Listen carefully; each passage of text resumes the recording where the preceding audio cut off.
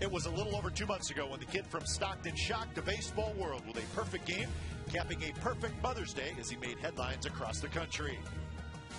After some brief injuries, Dallas Braden returns to the mound tonight to face a Boston team that may be injured themselves, still has plenty of firepower. Led by Big Papi, the Red Sox look to get back in the AL East race. It's East versus West, the A's and Braden versus the Red Sox next.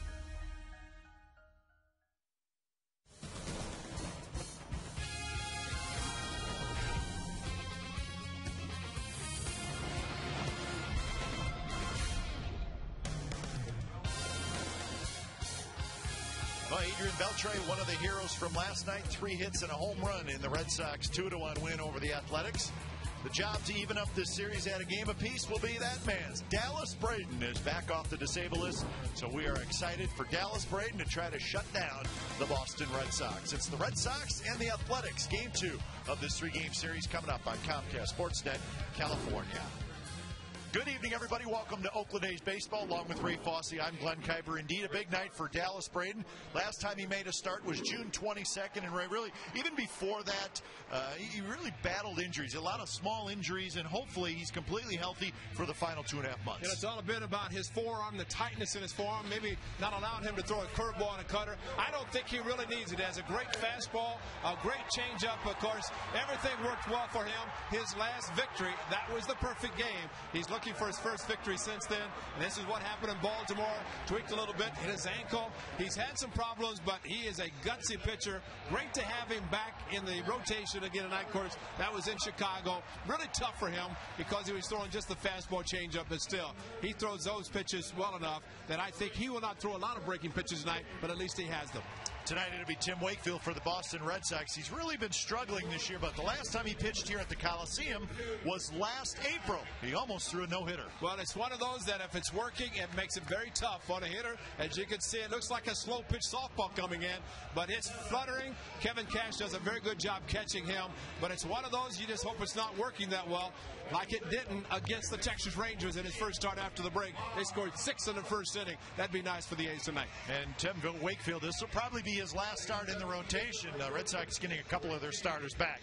So that is your matchup. It's Wakefield and Braden, Game 2 of the series. We'll have lineups and first pitch when we come back. It's the A's and the Red Sox.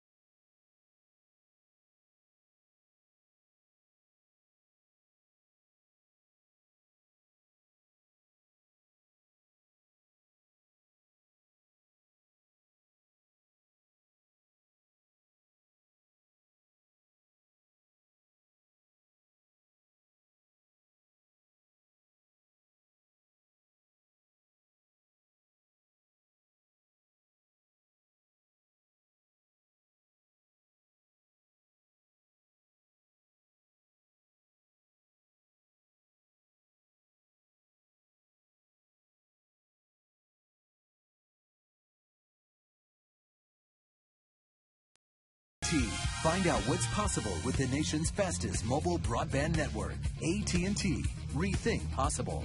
And by Corona. Relax and refresh with Corona and Lime.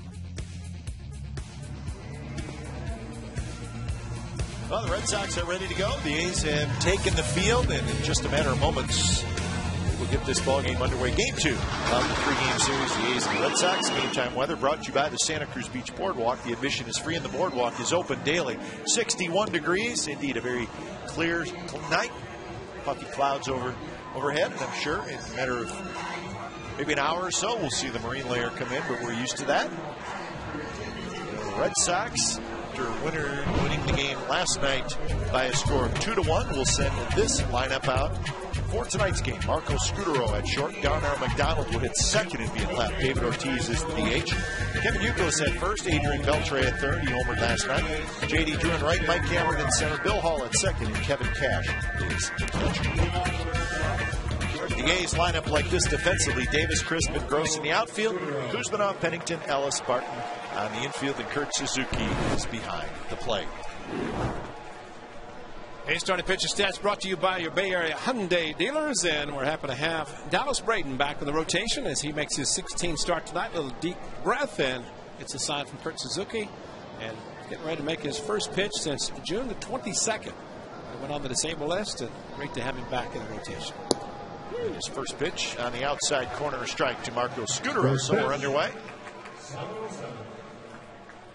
Could have Kevin Kuzmanov back as well. Kuz missed last night's game, a late scratch. Second pitch of the game, Scutaro lines it past Pennington, and that's a base hit. Check out our keys to the game brought to you by Toyota. The return of the 209. Stockton area code 209, and he is back to Wakefield. Very shaky lately, and see if that can continue tonight for the A's offense. And red hot Kuz is back. Probably needed a day off after a very good weekend. Drove in a lot of runs, helped the A's sweep the Kansas City Royals. Missed last night, and get him back in the lineup as well. Here's Darnell McDonald, the left fielder tonight. McDonald played center field last night, and he hit 8th tonight in left field, hitting 2nd.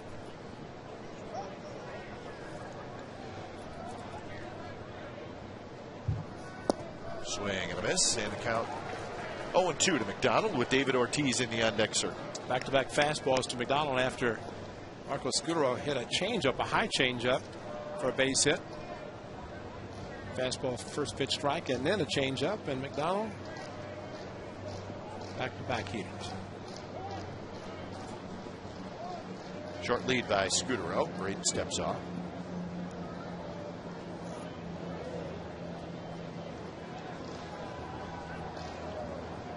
.262 with 6 home runs and 24 runs batted in for Darnell McDonald.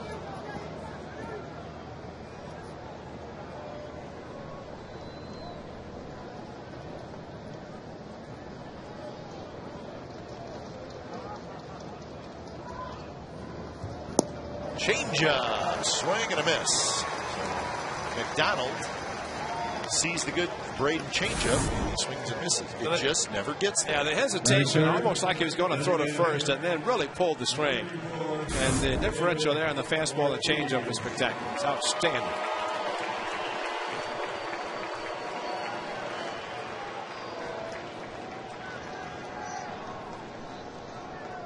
Check these out, okay? Big Poppy's shoes, and I asked him about it, and he said, they don't even come out to next year, but I'm wearing them. So that is the look for Big Poppy. He can get away with it. He could do anything he wants. I agree. And he can hit 18 homers, 59 runs batted in. As we talked last night, he did not give up on himself, and he has come back and doing exactly what he has done throughout his career, especially in Boston. Well, the fact that he's back hitting in the 3rd spot tells you a lot. Comes down at diamond level, closer to Big Poppy than actually Dallas Braden is in that front row. And Ortiz generally pretty good with the media, but get into it a little bit early on this year. fact, I think it was like 6 or 7 games into the season, and they were saying, "What's the problem?" And, what? Now you're writing that I should be released because I'm not performing, and you're wondering why I don't talk to you. He did struggle in April, but he has turned it around. But I think you could talk to players and management.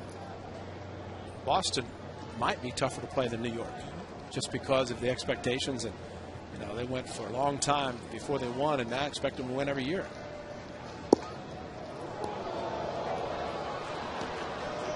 I get the feeling that the newspapers in New York, and this is nothing against the writers or the newspapers, but sometimes the stuff is a little off the wall. Oh, yeah.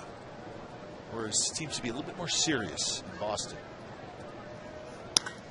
That's a base hit left center field. The shift was on. Scudero makes the turn and he'll stop as Kuzminov has to hustle back to cover third. So Ortiz with a single, 2 on 1 out for Kevin Youkilis. We put the shift on. You're kind of happy that it's just a single. Pitch was elevated. He took a 3-1 or a 2-1 pitch that looked like he's pretty close. But the fastball by Kuz, there's the ultra mode up. Granted, I think for Dallas Braden to get through the first inning, if he can do that, then he can settle down. But you haven't pitched in a while, which he has not. 22nd. He's pushing almost a month since he's been on the mound. He did have the 1 rehab start. That was Thursday. Made that start in Stockton. He went 4 innings. Well, in Stockton, he wore the name Stockton on his uniform. Tonight, he hears Stockton 209 with Athletics on the front. Fastball just a bit inside to Youkilis. 1-1 the count. So he got the 1 rehab start, and that was Thursday. So he is back in business, back off the disabled list. Kevin Youkilis is set up, feet very close, hands, and then, of course, everything he does may not look conventional, but bottom line, he can hit. Yes, he can. It is a very strange looking stance, but watch the hands. Feet, you never see feet that close together. His right hand's up the bat, slides it down as he brings the bat down the hitting position. And he lines it just foul. And he's got a little hitch, but it all gets to the right spot when he makes contact. That is great positioning right there. He just out in front of the changeup. Good pitch from Dallas Braden. Fastball count, threw him the changeup, had him out in front.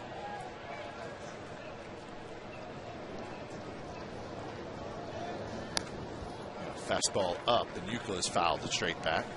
Beltre in the on-deck circle, just underway here at the Coliseum. A's are 46 and 47, so game number 94 for the Athletics. The Red Sox 53 and 40.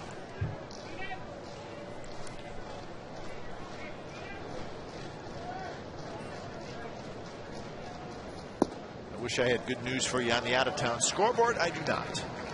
Texas beat the Tigers 8-0, and the Angels are leading the Yankees 8-2 in the 9th inning. So nothing good on the scoreboard tonight.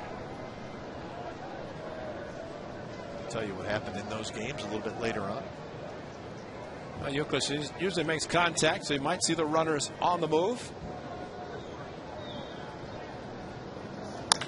That's a shot to the gap, and that's a base hit, and the Red Sox are going to take the lead. Big Poppy digging around third, and they are waving him home. Here comes the throw to the plate. It is there, and he is out at the plate.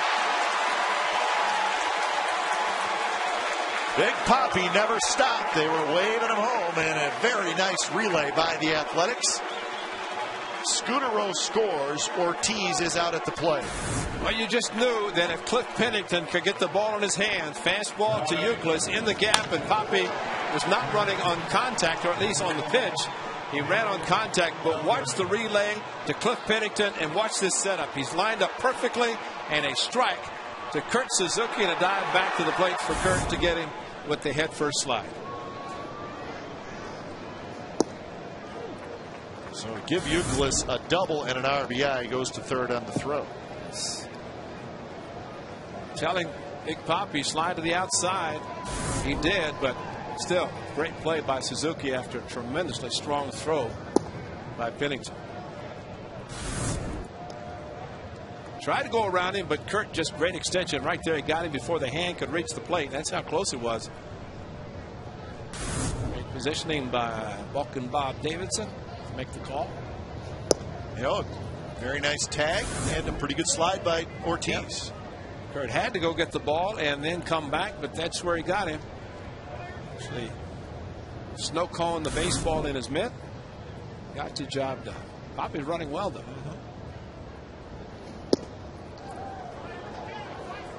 So 3-1 now to Beltre. J.D. Drew, a left-handed hitter in the on-deck circle. Let's see how aggressive Beltre is on this 3-1, how he expands the strike zone. Because with first base open, you don't have to give in to it.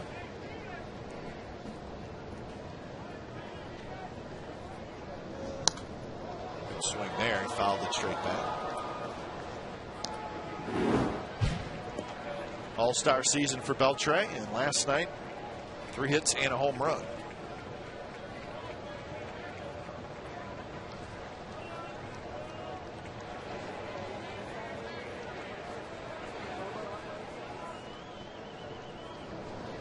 Payoff pitch, changeup, and Beltre waves at it, side retired.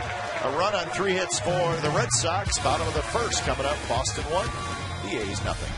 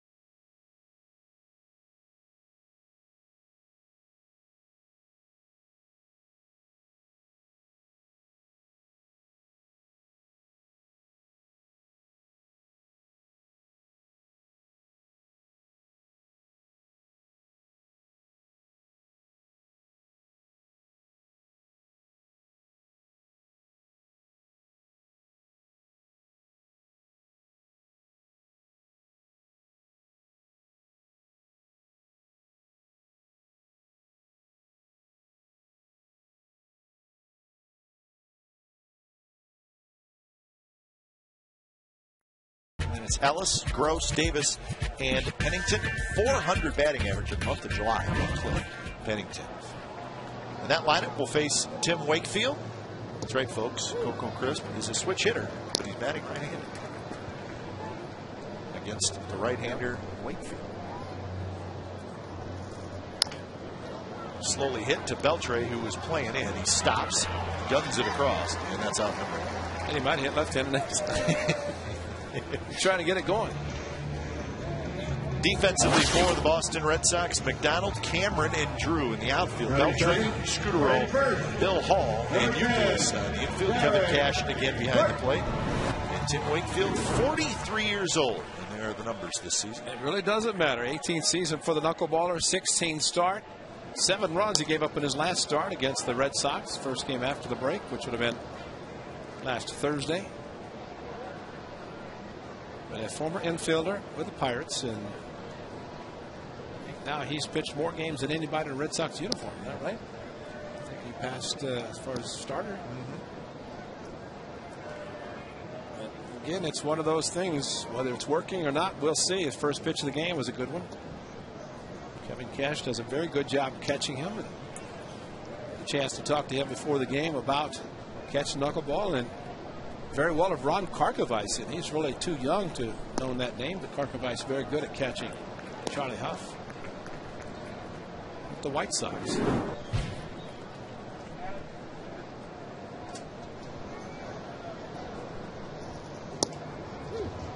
3-1 pitch, strike in the inside corner. So 3-2 to Barton with Suzuki in the on deck circle. It was a fastball. 73. Perfect. Grounded, and Hall dives, cannot get it, so Barton has a base hit. Another fastball. Fastball velocity is down. Never been that good, but usually a pretty good fielder. The ball just under his glove.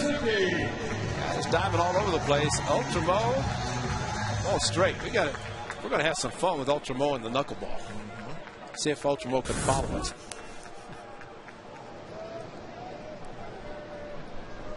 Wakefield, 192 career wins, 192 and 170.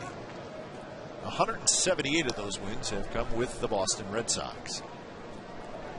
Third on the all-time wins list for Red Sox, behind Clemens and Cy Young.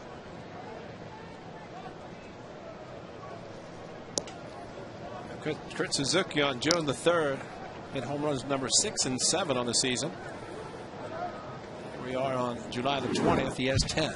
So it'd be nice to get a long ball going again. Kurt in double figures, and he's the only one for the A's in that category.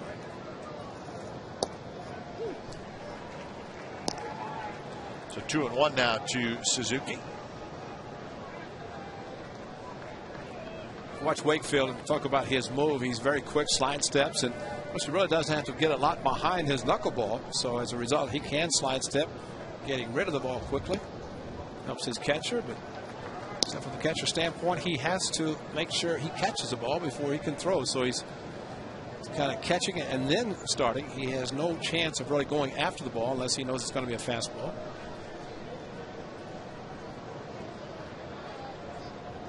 Three and 1 to Suzuki. Barton takes off. He got a huge jump. Doesn't matter. Suzuki walks. Well, Kurt Suzuki on the June 3rd in the afternoon. The A's trying to avoid a sweep, and home run number 1 of the day. Green Monster. Tim Wakefield with head down. Number 2. He knew that was gone too. You see a little bit of a flinch. So Kurt Suzuki. First multi-home run game of his career. So 2 on and 1 out for the Athletics, and Jack Cuss steps in. And if guys want to run again, Beltre's about 30 feet off the bag at third. Driven to center. Cameron going back. Still going back. Warning track. He turns around and makes the catch. Gets it back in quickly for out number 2.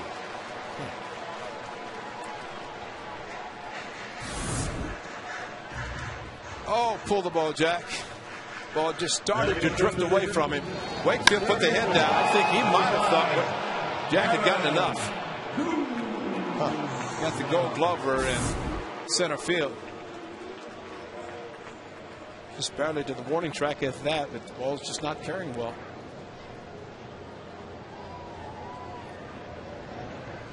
So here's Kuzminov. Swing and a miss at the knuckleball. That one at 66 miles an hour. We saw the fastball occasionally from Wakefield. That was at 73, 74.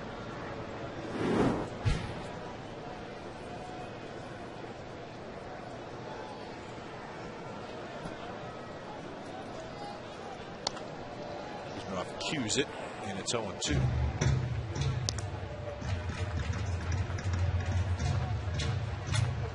Don't like being behind 0-2. A knuckleballer. Although, you know what? You probably know what you're going to get. Right? Yeah, more so than 3-1, 3-2, which Barton ended up getting fastballs, but I think with 2 strikes, you're going to get the knuckleball. Kuzminov just got a piece of it.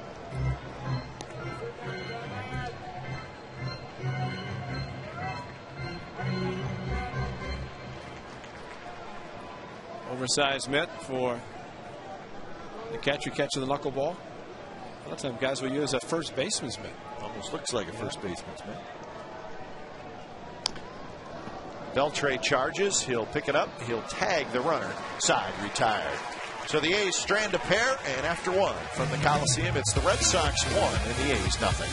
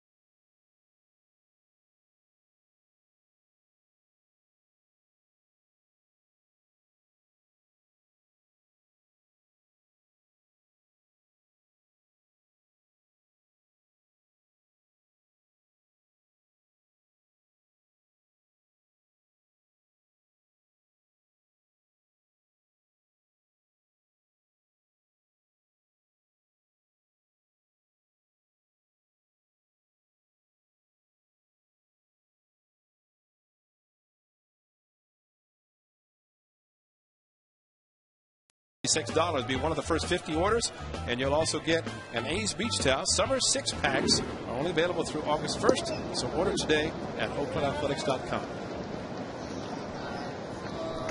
1-0 Red Sox, second inning. J.D. Drew, Mike Cameron, and Bill Hall against Dallas Braden. Red Sox got 3 hits in the first inning. David Ortiz was thrown out at home plate trying to score.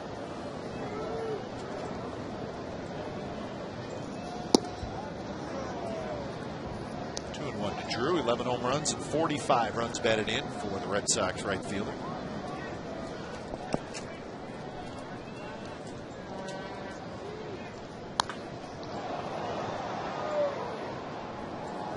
J.D. Drew might have been watching David Ortiz hit, which usually guys do, and they see how Dallas Braden was pitching. Ortiz fastball's inside, pitching man. That time he opened up, maybe looking for the pitch in.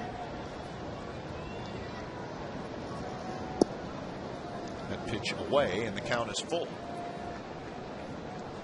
It's 4 consecutive batters, 3-ball count. Third 3-2 count. 31st pitch coming up. Grounded toward Ellis at second. He's got it, and that's out number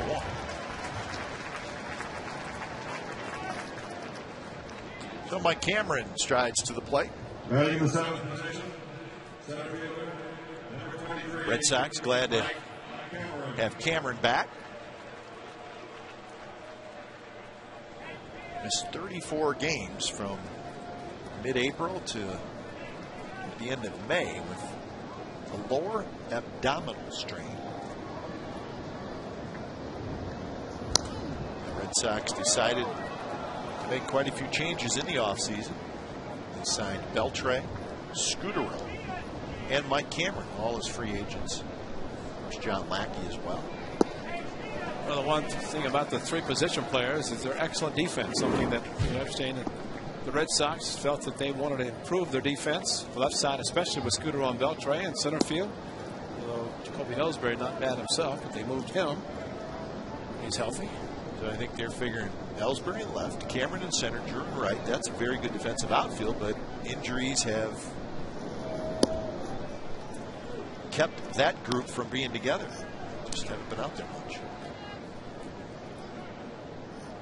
But Cameron, the veteran, signed a 2-year, $15 million contract with the Red Sox.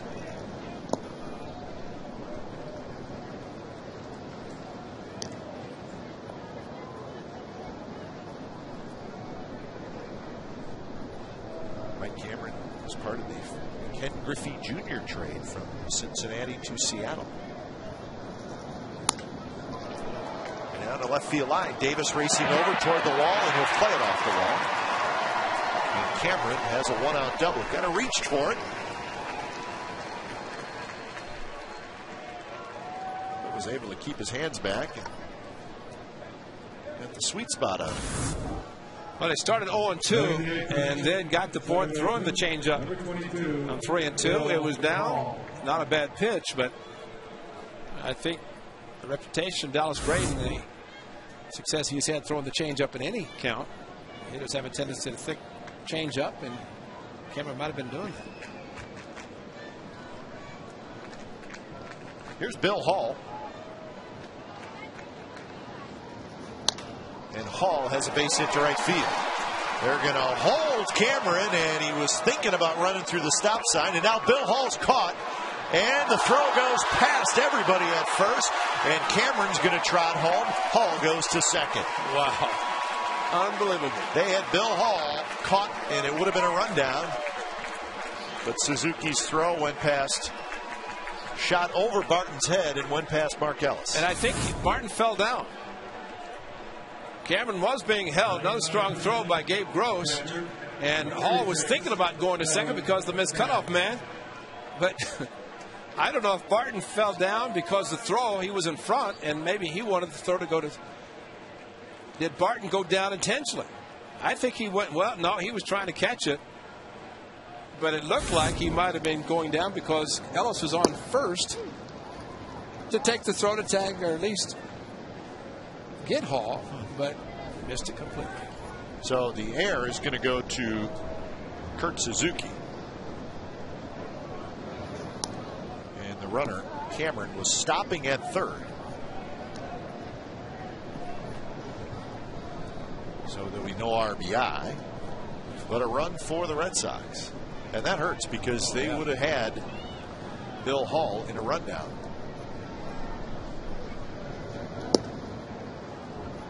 1-2 now to Kevin Cash. I even had a chance at first and third since Cameron was being stopped. Maybe get a double play to get out of the end.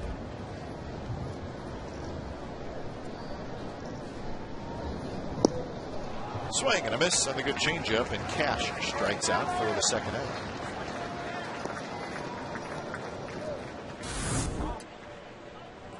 Well, Cash catches the slow knuckleball, and Dallas Braden threw him the slow changeup. 3 strikeouts for Braden. And now he faces the top of the order in Scudero.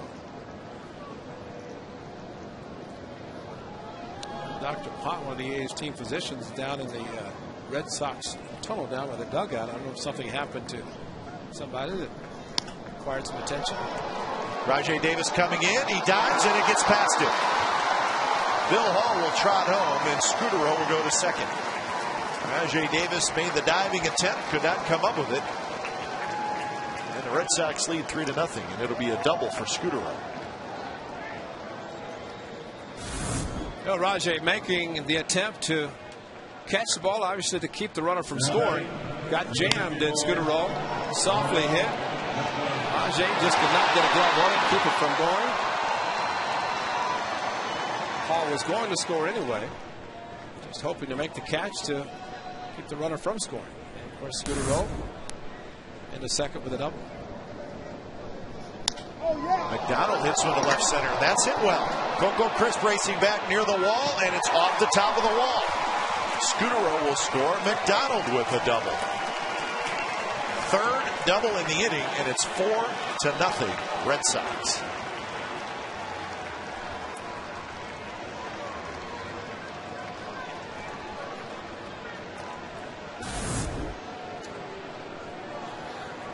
Fastball belt high. And McDonald, leg kick, and timed it perfectly. Almost hit it out.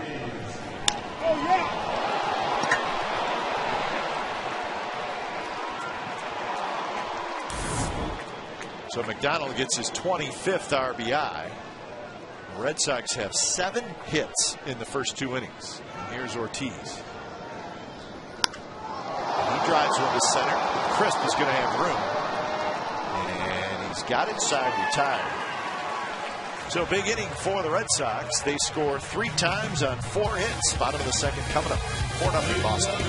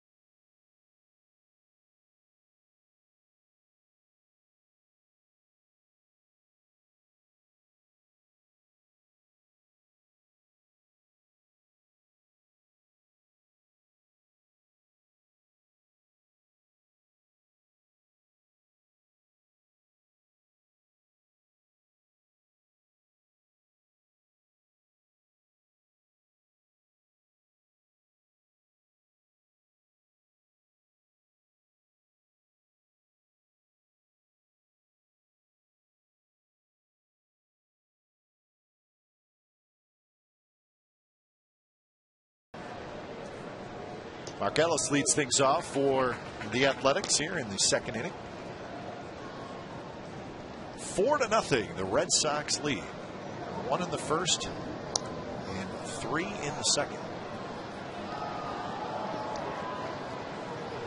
So work to do for the A's, but it's early. Just the second inning.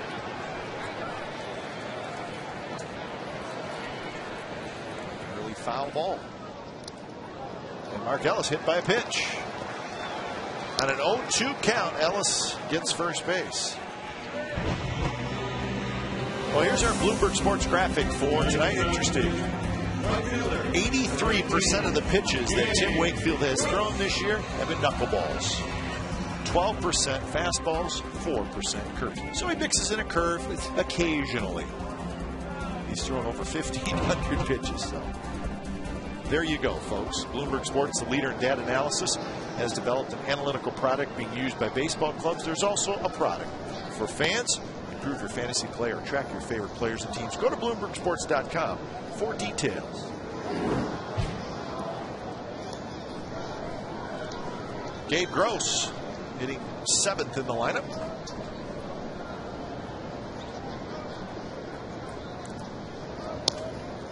Big swing, he fouled it back. See Gross, his hand slipped off the bat a little bit. He immediately went to the top of his helmet. Pine tar at the top of the helmet. And you're not allowed to go back to the on-deck circle to get more pine tar once you get in the batter's box. A little bit more in your helmet. Absolutely. See guys in the on-deck circle putting the pine tar rag on their helmet, then you know they're looking for extra. Gross dribbles it foul. So 1-2.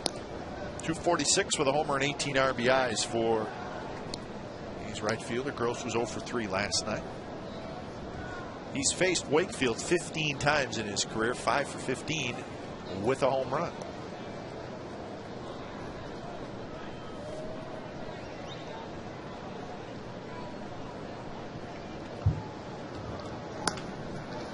Bounce towards second. Scudero on the turn. Youkilis digs it out, and that's a double play. So Hall to Scudero to Youkilis, 4-6-3.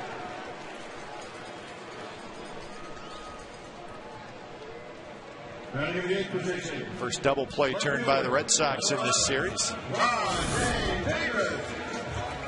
Markel's doing his best to go after Marco Scudero. He did. Forced him to throw the ball in the dirt, but a nice scoop by Euclid, the Gold Glover at first.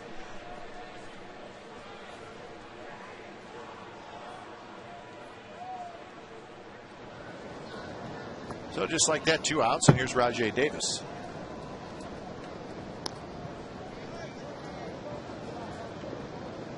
.270 with 4 homers and 28 RBIs for Davis.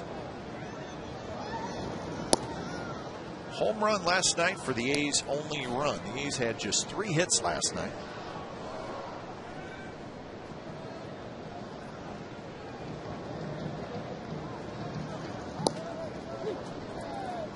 Outside corner with a fastball. Back fastballs. 12% of his pitches this year have been fastball. May be different tonight because he has a lead and a knuckleball. If he falls behind, he may go more to the heater.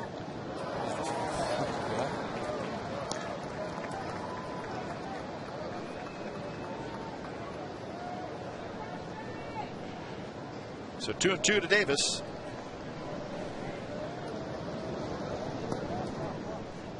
Sometimes you just hope you catch it. Right there, Kevin Cash. Like a strike, too. I bet Tommy Cam would show that as a strike.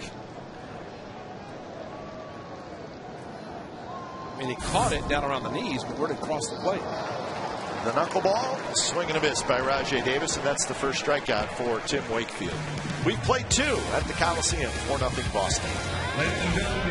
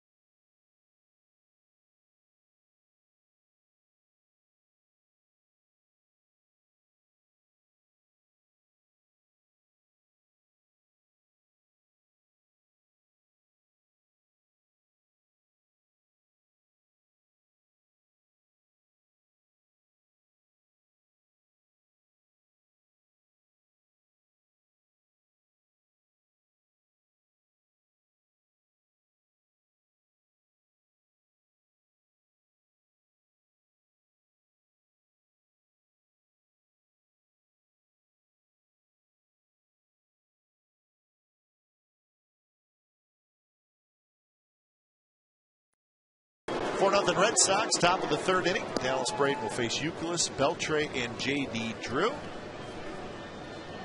Euclid, big hit in this game early, the RBI double in the 1st.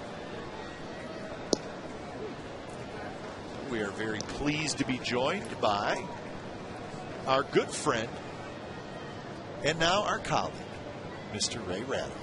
Ray, how are you? Hi, boys and girls. How are we doing? CSN Insider, and Where are the we are girls? excited. What are you saying, girls? You're talking about the audience. I'm letting you guys fight that one out. You must have been saying it to the audience. Yeah, I'm saying it to the audience. I don't want any cause any problems. I'm here for half an inning, and I don't want it to. Is turn that all? out. We want you to be here longer because this thing may go over in a heartbeat. Yeah, exactly. So, Ray, welcome aboard. So, Comcast Sportsnet, glad to have you. So, you're Glad the to be insider. What does that mean? It means I'm really old, and somebody's looking out after my pension. So when we're not sure about something and we need some inside scoop, we go to our CSN Insider, Mr. Ray Rattle. And then I call the people who actually know and then pass it off as my own. That's all right. We do it all the time. Don't worry about it. Well, welcome aboard. We're pleased to have you. The website, I know, is a very important part of our the whole deal at Comcast. You're going to be a big part of that. Well, I'm looking forward to it. There's good people to work for. That was one of your first assignments tonight to Well, Billy Bean down in the A's dugout. I saw you down there rather lengthy period of time. Yep. What were you talking about? What were you asking? There's about 20 minutes about the A's. The fact that they're probably not going to be very active at all at the deadline. Really? And then another 40 minutes about the World Cup, soccer, the damned United, all manner of things. With the movie? Yeah, the movie was good. Did you see the movie? No, I'm talking about Moneyball, the one they're making. Oh, I didn't talk to him about that. That's a deal breaker for me. Until Kathy Bates is playing Billy Bean in the movie, I don't want to hear about it. All right, so we know how you feel about Moneyball. All right, so we'll just move. We'll move past that one. Okay, so that's what you got for us out of the general manager, Billy Bean. Yeah, seems to be a quiet trade deadline for the A's. They don't want to trade any of their young guys, and the veterans they have, they like Chris. I guess there's been some interest in him that he doesn't want to engage in. Doesn't look like they want to move Sheets, and really, what else would be there to be to move? I mean, it's not like they're just a bat away. They've got some more pieces to fit in here. So I think he wants to sit back and decide what he's got. Talking to CSN insider Ray Ratto. So what is your assessment of the Athletics here in 2010? Game under 500. We see him every day. I know you watch him a lot. Well, other than being really averse to the home run and being occasionally spotty defensively, I think they at least have the core of something to build on. I mean, I think everybody agrees that their rotation is good. Yes. And, injuries forbid, a chance to be really good. And their bullpen is passable, but I just don't think that right now they have enough offense to make that run at Texas and L.A. that, they really would have to do to get back in the race. But, they have a core of something. I still think they're a good year or two away, but last year they were 2 or 3 years away. So I think they have to look upon this as a year of growth. I don't know that their record will be any different when it all shakes out because their schedule between now and the end of the season is tough. Yeah. But I think that they now have an identity where last year they didn't have one. Good changeup, 3-2 to Drew, the left-hander, and Brayton froze it. And good call by Bob Davidson, at least helping out Dallas Brayton. So, Ray, you talk about a strong nucleus of young pitchers. Do you think about moving one of those young pitchers to get maybe a young hitter? And young hitters are hard to get in a trade, no question about it. But well, I don't think anybody's trading any young hitters right now. True. And for a guy like Adam Dunn, who a couple of years ago had to settle for what was at the time a fairly modest 2-year, $10 million contract, with power being significantly down across the major leagues, all of a sudden he's going to be even less affordable. So I don't see the A's packaging anything to get a young hitter at all, or any kind of power hitter. I think you're going to have to develop those because I just think the cost of power is going up, especially on the free agent market, or in the case you mentioned trading or somebody that's going to command. But as Billy Bean says, power costs money. Yeah, and it's going to cost more than ever before. All right, we'll talk more with CSN insider Ray Ratto. Nice job, Ray. Good job. Well, you've been doing this before. Just once again, a bad short inning for the A's.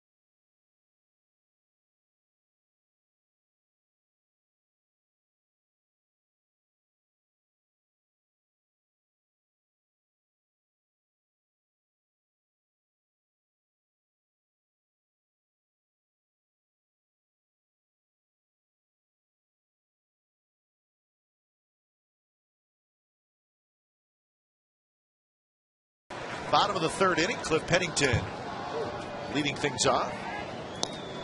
Pennington, Crisp, and Barton for the Athletics against Wakefield. A's trailing 4-0. Continue our conversation with Ray Ratto, CSN Insider. Part of what we are going to call the Big Four. The newest insider at CSNCalifornia.com, longtime Bay Area columnist. That's him, folks. Our good friend Ray Ratto. He joins Michael Urban, Matt Simons, and Matt Yoko as part of our CSN Insiders. We think they're the best team in town. Log on to CSNCalifornia.com for all your Bay Area sports insight. I'll give you a lot of credit, Ray. You know quite a bit about a lot of different stuff. I know you follow the Sharks real close, and obviously the Warriors, baseball. Yeah, the Warriors had another big day today. They lost their new big signing, David Lee, to a finger injury that might be serious. And then they, and it was his first practice at Team USA, and tried to block a shot, hit it on the bottom of the backboard, came down. Now they're flying him back to Oakland to have it looked at. Now, if you walk in Oracle Arena right now, you or I, we pull a hamstring. Oh, I mean, it's unbelievable. A row of chairs would fall on us. It's just they have the gift. I don't know how they do it. I mean, they are just a walking fire drill. The Coach Nelson's day? Is Coach Nelson's day with the Warriors? I'm going to guess not, because new owners want their own guys. And I think as soon as they give him the money he's owed, without any peep, he'll go quietly and happy. I think one of the reasons why he stayed as long as he has is because he had to sue Chris Cohan once to get his contract settled. And I don't think he wants to leave until he gets this money. So, but I think that's going to get taken care of. So I don't think he comes back. I mean, it's a guess, but I mean, the longer it takes for the NBA to settle the sale, the better the chances that he'd stay. But I would think that they would fast track this and get it done within a couple of months, and then they'd have plenty of time to find a new coach. Did the Ellison thing catch you off guard, that it didn't happen with him? I think everybody assumed it would be Ellison because, I mean, he's the 6th richest man in the world. Well, he can do what he wants, right? Yeah, I mean, how does he not get outbid? I don't think any of us thought that Cohan really didn't want to sell to him and would take a different offer than his last one. I mean, I think that's the one thing that none of us saw. So I was a little surprised by that. In fact, I was a lot surprised by it. But I think everybody who covered the story was right up until the end, because it changed so many times.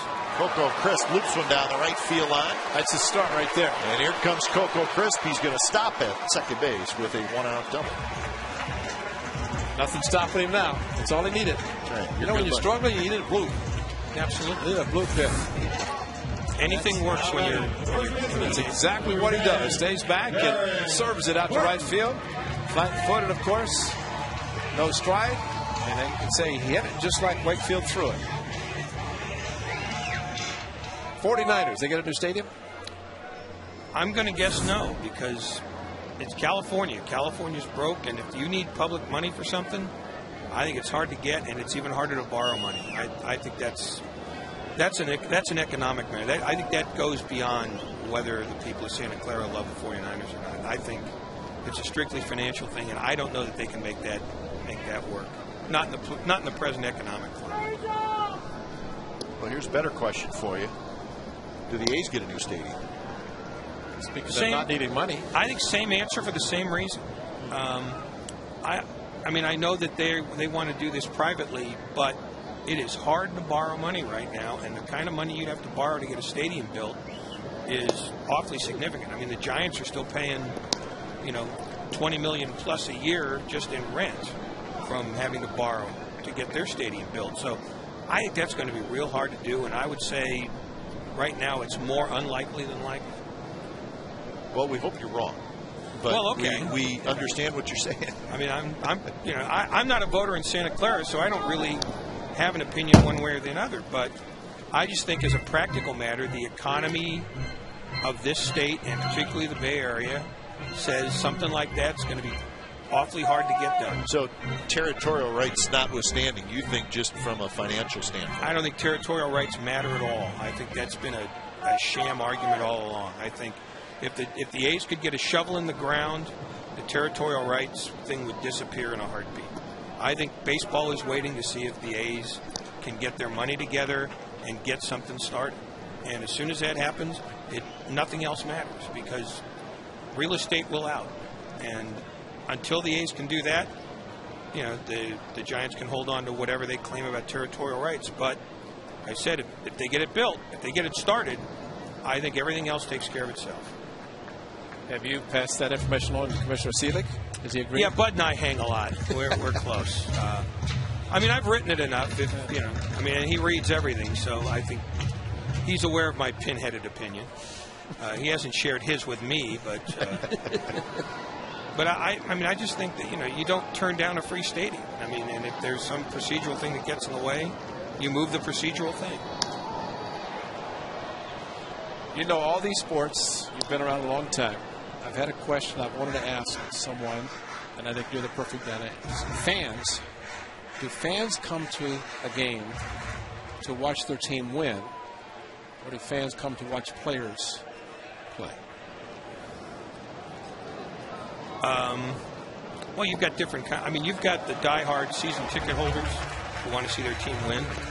I mean, right now the A's, you know, they just get a walk to Derek Barton. Looks like they got something going. So the diehard is excited about that. Get to play-by-play, too. I have to do it all now. Hey, back off, will you, buddy? Back off. They told me, do what needs to get done and shut up about it. That was my instruction. All right. And casual fans come out to see players play. I mean, I think both answers are right. But when the game is over and the fans leave, how many say, I came to watch this guy maybe hit a home run or pitch versus our team won? I think more people go home wanting to know if their team won. Yeah. But, you know, fantasy baseball being what it is, a sizable chunk of those people are going to go, hey, did my guy do well?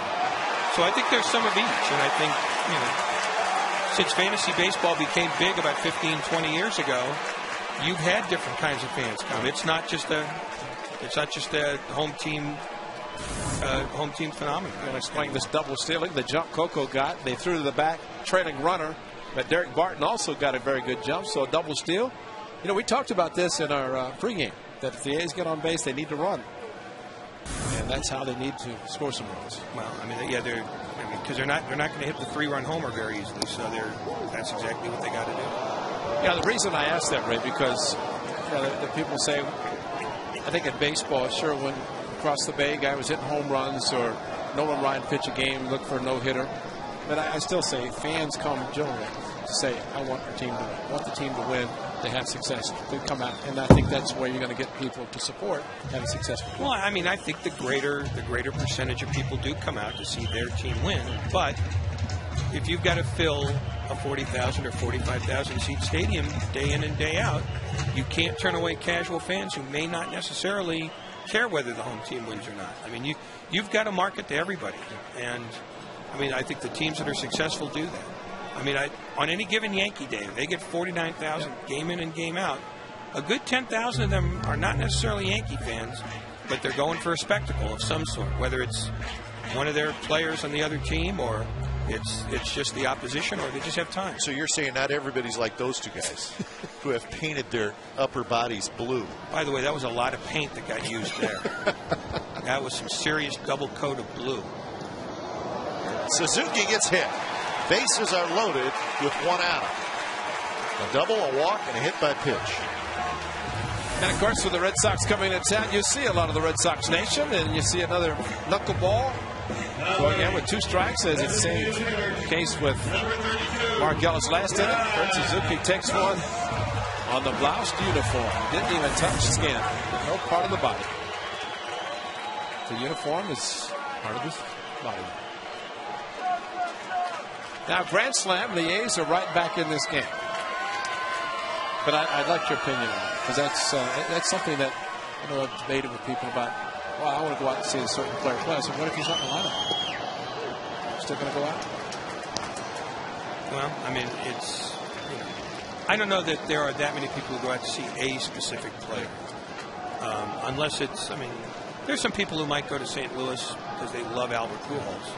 but there's a pretty good chance he's going to play it or close to it. And let's face it, you know, when Tim Lincecum pitches for the Giants, their attendance gets about a 4,000 bump. So you have to think there are 4,000 people just going out to see him. Well, same with Strasburg. Yeah, I mean, there are guys that can do that. And I thought Nolan Ryan was that way because there was always the possibility of a no-hitter every time he took them out. Or a 170-pitch, 6-inning start. 0-2 to Cust. He's looking for a big hit. Get back in the game. And Cust takes a pitch. What do you think, Ray? A little inside?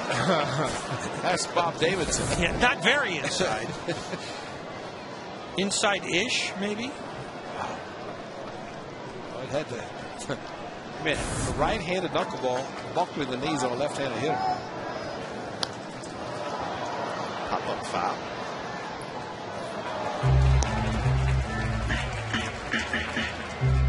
So it remains 1-2 to Cust.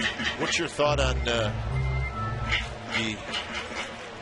umpires and what's happened? And should we have some new stuff going on where umpires can get some help? What do you think about that? I think there are things that you can do replay for efficiently, but for instance, the Cuzzy call at home plate on Sunday and over across the bay. If he's in the right position, he makes the right call, and you don't need replay. I think a lot of times umpires get themselves in trouble by not being where they ought to be. I mean, that was one where I couldn't figure out why he was heading up the line, because home plate's not going to move. It's in the same place all the time, so get to where the play's going to be. He was moving away from it, so he got himself in trouble, and that's one of those things that you can argue without even having to invoke the replay. By the way, Wakefield just threw a 2-2 fastball. What does he throw 3-2 now? I'm going to take a guess and say knuckleball. There it is. And Cust lightens it to right. Down the line. That's going to score 1. That's going to score 2. And the A's will have second and third. So the A's are back in it. It's 4-2. You're brilliant. Yeah, I only had about a 93% chance of being right there. Well, it was pretty interesting that he got the 2-2 fastball, but then sat on a knuckleball that stayed up about belt high. Jack Cust with that top spin. And a very good 3-2 hit, and the A's are halfway home. See, Ray, I've never heard you described as a good luck charm, but you've been a good luck charm so far. You sit me here for 6 more innings, you'll find out what I can do. I wanted to ask you about, you've been a newspaper writer for a long, long time. Now you've gone to the internet. Is the demise of the newspaper industry to make you sad a little bit? Because obviously that's an industry that's in big trouble. Well, it's diminishing, but I don't think it's close to dead yet. There are too many people who still enjoy the newspaper, and the fact is the newspaper is still the medium that is able to get the most boots on the ground. I mean, you don't see, the A's traveling crew. It's Susan Slesser and Joe Stickledge. Both working for Suzuki slides, he's safe, it's 4-3. The ball's still free. Wakefield might have got lead or cleat, but that was a collision at the plate. Usually a pitcher gets there, puts the glove down, can get out of the way, but Wakefield trying to catch him, run through it. Suzuki got him. Heads up base running by Kurt Suzuki. The ball getting away from Kevin Cash off the shoulder, slowed it down, but the secondary lead took off. Well, he might not have touched him, but I thought he got him there. Yeah, maybe on the left shin a little bit. So now it's 4-3, and the infield comes about halfway as Kuzminov lines it foul. Pass ball on Kevin Cash. So a double, a walk, a hit batter, a double, and a pass ball.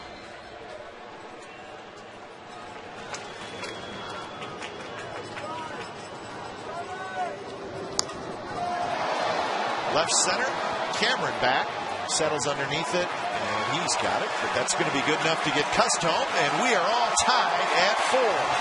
Sacrifice fly for Kevin Kuzminoff. See Ray Ratto, what happened at the top of the inning? 4 batters. Dallas Braden back to the dugout and left quickly. Good luck, Chuck. Game. Do I get paid more for this? No. Well, then what the hell do I care?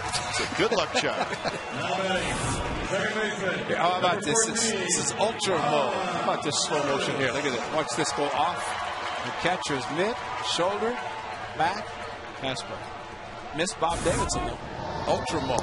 Well, Bob Davidson's played a long time. He can get out of the way of a knuckleball.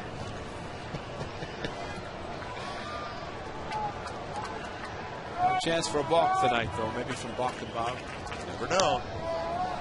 I thought he outgrew that. Not really.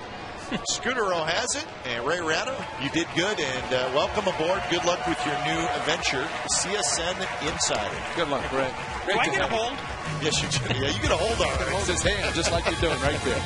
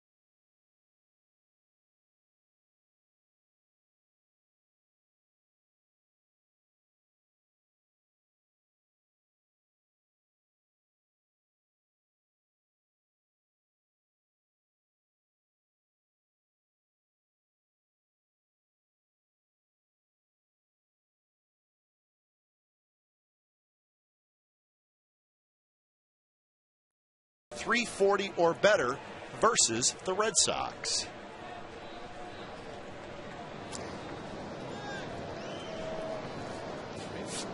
Wow. Well,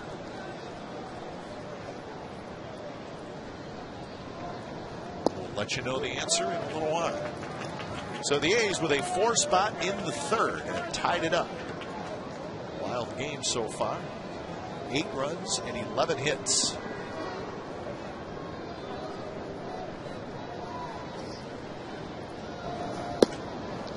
1-1 to Bill Hall. It'll be Hall, Cash, and Scudero. 8-9-1 for the Red Sox. A long time for Dallas Braden to rest in the dugout while his club was scoring 4 runs, which he is very appreciative considering his lack of run support the times that he's been on the mound. By the way, runs in the 2nd inning, all unearned. The 3 that Dallas gave up, so only 1 of the 4 earned, still on the board for the Red Sox. But I guess the Hall was rounding first and looked like he was going to be out. The error, the ball that went into right field, and the strikeout that followed. So there's the lowest run support in the majors. Dallas Braden number 2. Ted Lillard, the Chicago Cubs. And a leadoff walk to Bill Hall here in the 4th. So that is not what you want to do after your team scored you 4 runs to tie up the game. 65 pitches for Dallas Braden. And Now that's batting, what he's looking for, a shutdown inning. Kevin Cash.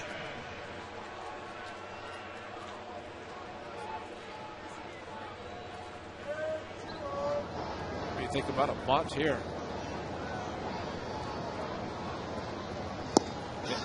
Runner goes. Throw is going to be short hop by Pennington.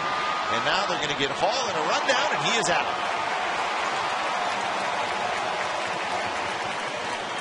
Well, the hit and run Terry Francona put on, not the sacrifice, and no contact made. And they Cliff Pennington, a little late, like you see on top of the screen, a little late getting to the bag, short hop, so he had to make the short hop play and then run Hall back to first base. So good play by Cliff Pennington, and Kurt Suzuki came up throwing. Fortunately, Pennington got to the bag to take the throw.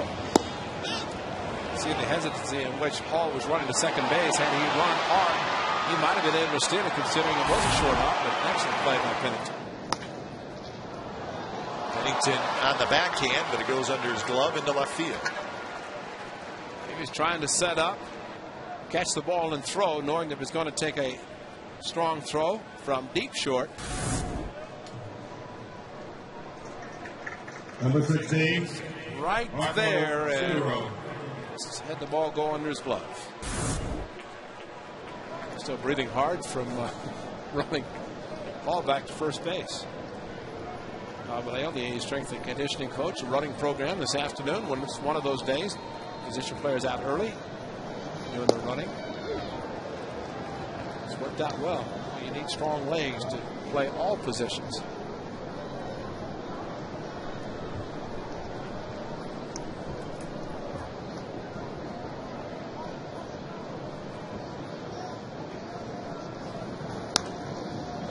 A single in the first, a double in the second. He's knocked in a run and scored 2. So good ball game so far for Marco Scutaro.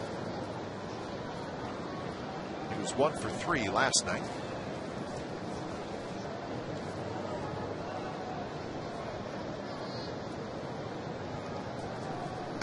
Cash, very short lead. He's not going anywhere. Pitch is high.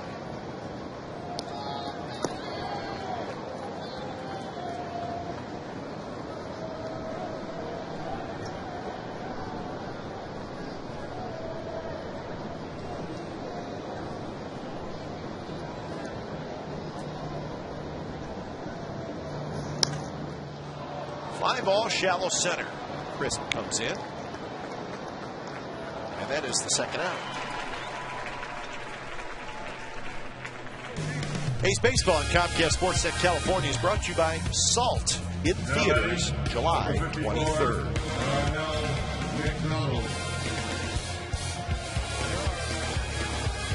Ed Group enjoying a luxury box. Luxury suite. Having fun. It's a nice night to be at a luxury suite. Have a window open for a little bit of fresh air, but knowing that you could close it if the marine layer comes in, well, it's starting to do. Suites are nice. Boy.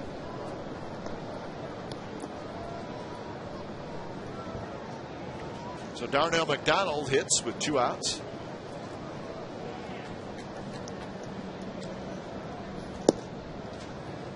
Well, the 3-run second inning, Scutaro, McDonald, and Ortiz all swinging at first pitch, resulting in a couple of hits, a couple of doubles. But Dallas Braden mixing pitches up, and hitters not as aggressive.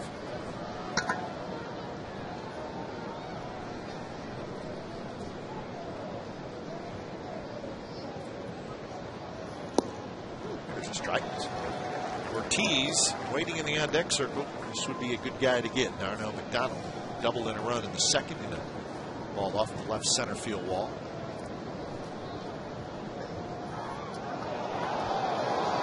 Close. Cash has got like a 2-foot lead, and he almost got picked off. Little league lead, foot on the bag.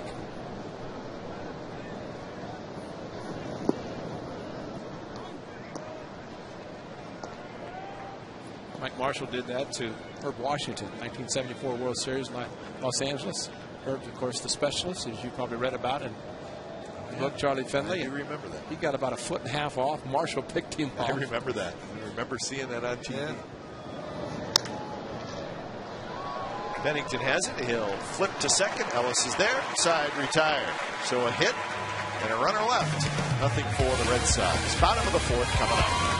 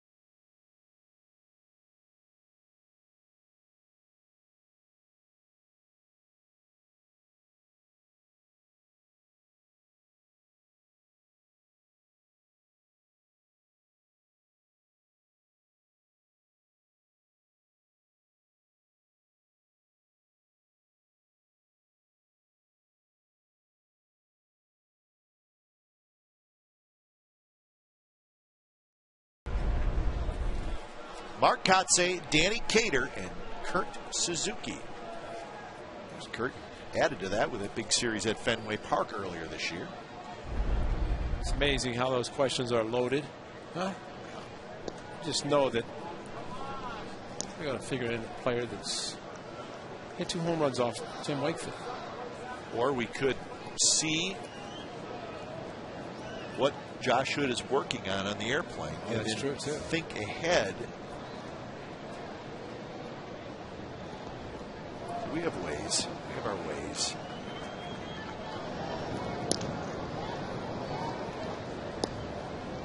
One and one the count to Gross. It'll be the bottom 3 in the A's order. Gross, Davis, and Pennington. A's with 4 in the bottom of the 3rd. Little pop-up. Scutero back. And he's under it. He's got it. 1 out. That's the way to do it.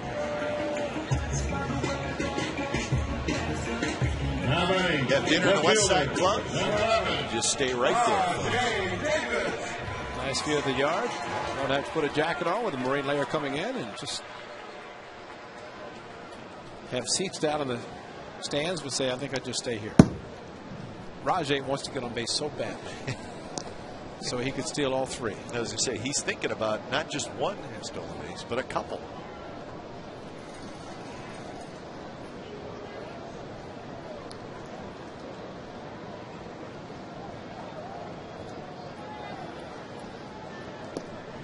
Ball floats to the inside corner for a strike. 0-2. Davis struck out swinging in the 2nd inning. That's the only strikeout for Wakefield in the game. Scutero, a couple steps to his right, and he throws out Davis on close play. 2 away for Pennington. Now batting, shortstop. Scutero had taken any more time. He would not have thrown out Rajay Davis. That's how close he made it. And that was a hard hit ball to short.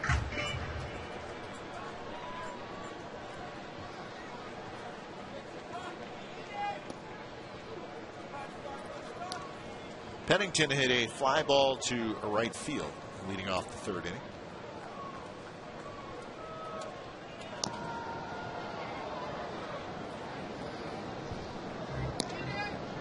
After that is when the A's scored their 4 runs.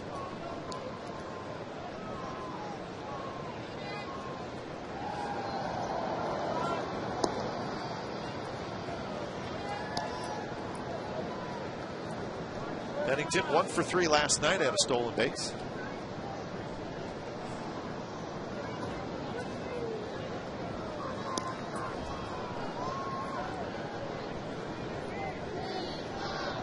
Thing about Tim Wakefield, of course, if his knuckleball is working, as was the case last year when he almost hit the A's, but at least you feel you can come back.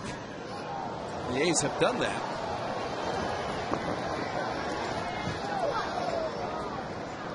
I think tonight, because some of the swings they've had, just a couple of one hit in the first 2 innings, and they just 2, both of them to be doubles in the 3rd inning. But patience. A couple of batters hit with 2 strikes. Coco, it's a first hit in a while.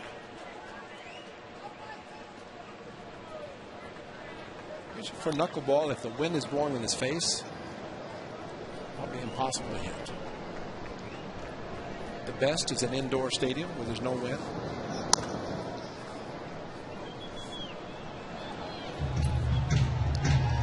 And they might as well take the pitch count, the total. Doesn't matter with knuckleball pitcher. You can throw 140, 150, be in the 5th inning as long as it's working. Doesn't matter. Doesn't matter that he's 43 years old either. No.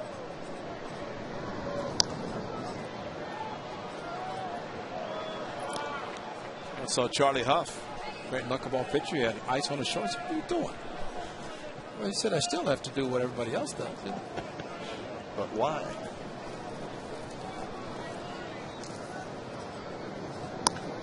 Pennington to right field, playable. J.D. Drew is there, and that's a 3-up, 3-down inning for Tim Wakefield. 5th inning coming up.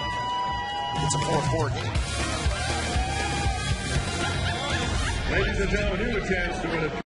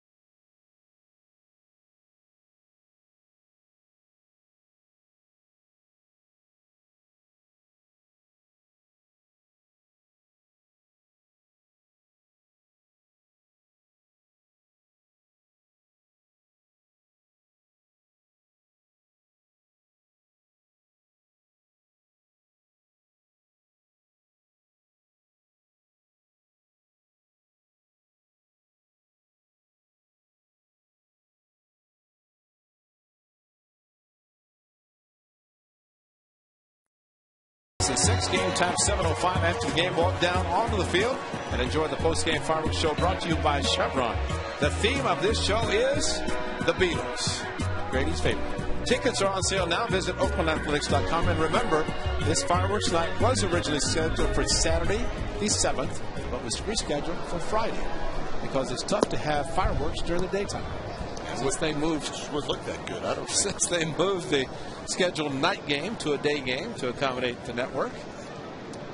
So Friday night, the 6th, against the Rangers.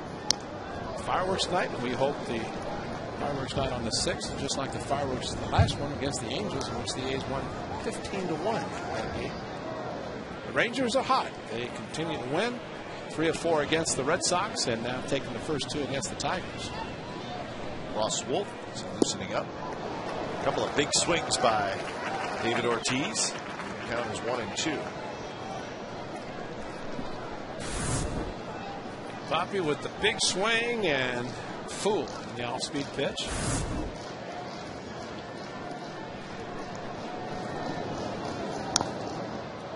In on the hands, and he rolls it foul.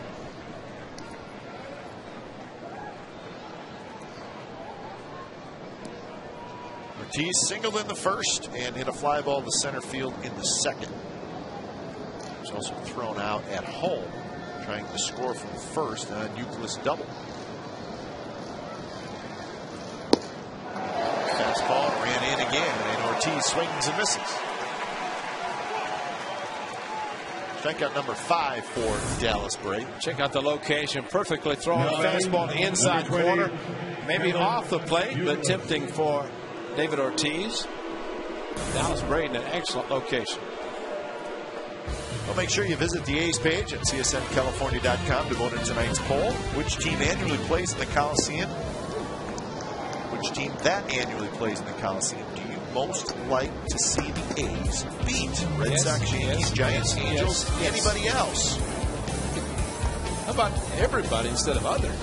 Exactly.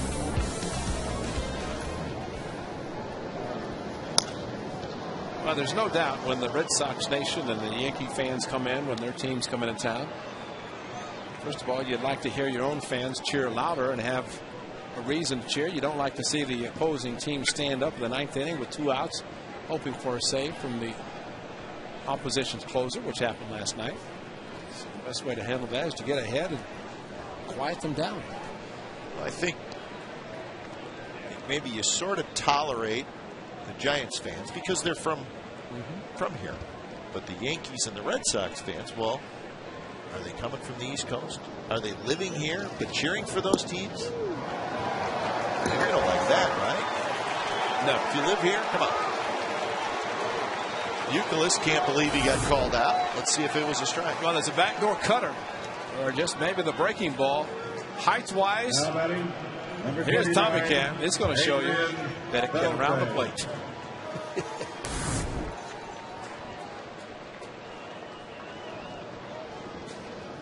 That was a ball, but they'll take it.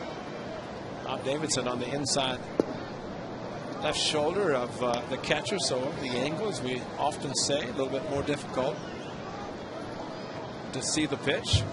And watch Bob Davidson when he sets up. And Suzuki's outside, but stays on the left shoulder. He was happy that Kevin Euclid said so many nice things about his strike call. He's still upset. What do you think would happen if you just went up to Euclid right now as a teammate and said, "Hang in there, Euc, you're all right"? I don't think so.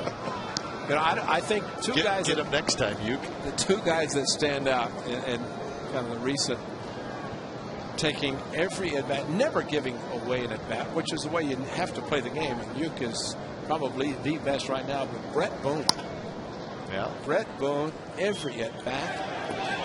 If he made an out, he'd come down to first base, fire his helmet. Man, that's 600 plate appearances. And 200 hits, you're a superstar. That's 400 times that poor helmet's going to take a beating. I mean, you think about 600 plate appearances, and you make 400 outs, and you're a superstar because you hit 333. It's just a lot of wear and tear mentally, you know. In day games after night games, a quick turnaround, man. You have to be mentally prepared. 3-2 to Beltre. And there's a liner in the left center field, and that's a base hit. Beltre, a big turn. He'll stop and head back. So Beltre, 3 hits last night, 2 hits tonight. 10 hits for the Red Sox. J.D. Drew. So here's J.D. Drew, who has a ground out and a strikeout. 1 for 6 in the series.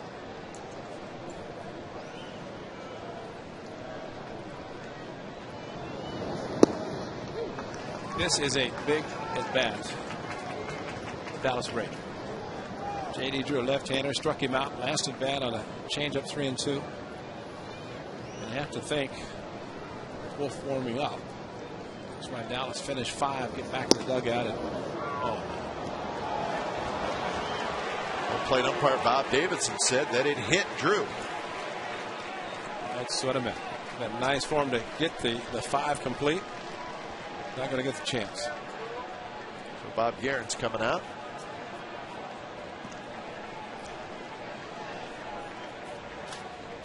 So when it's time for change, think Speedy Oil Change and Tune-Up. Your oil change tune-up and smog experts. Ross Wolf coming in. Dallas Braden done for the night.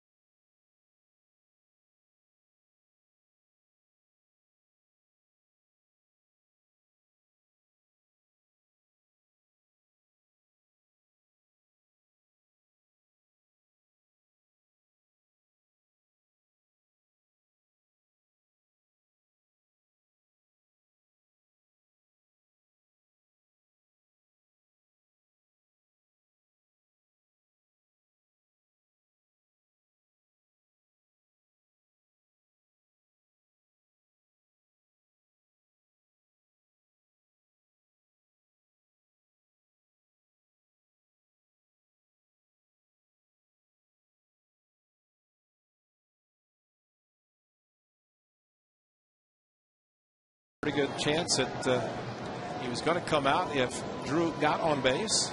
Both coming in to face the right-hander. But here's the pitch. Look how much this misses J.D. Drew. It doesn't even come close.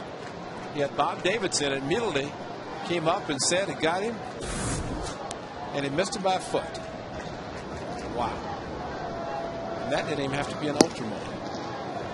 No, we did not need ultra to see that. Grady was even saying, where did it hit him? Grady's seen some bad umpiring lately. Second appearance for Ross Wolf. 2-0 to Cameron, and that's a strike on the outside corner. 2-1. So Ross Wolf taking over here in the 5th. So McBowers was optioned back to AAA with Dallas Braden being activated for tonight's start.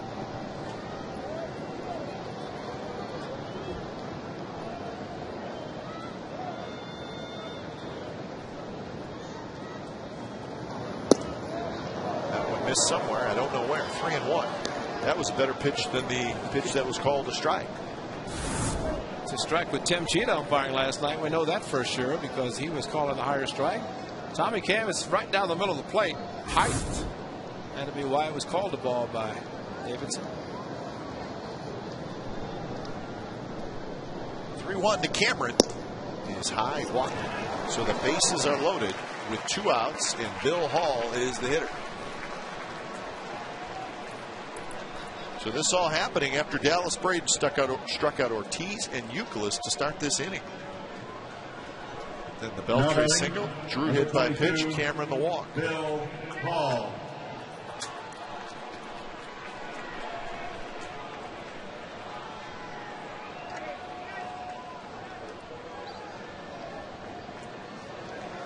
So pivotal point in the game, even though we're just in the 5th.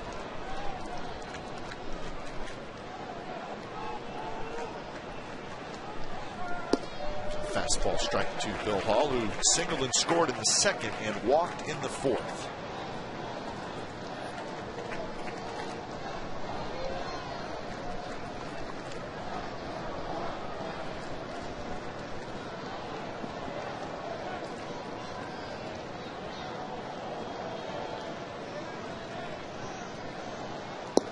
Good pitch, outside corner, a quick 0-2 for Wolf. He's called Ross Wolf up on the 7th of July. Good changeup, outside corner, and floating back towards the corner. All with exaggerated open stance, and it was last night we saw the at bat try to pitch him inside.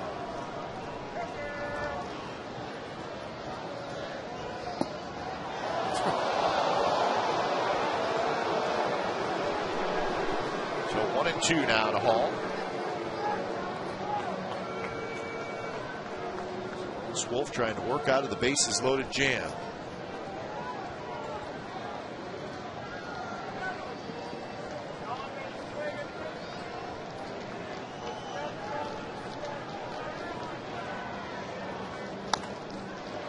Bounce to the right side. Ellis has it. Flips to first. Time retired. The Red Sox do not score, and they leave them loaded. Bottom of the 5th coming up. Still tied at 4.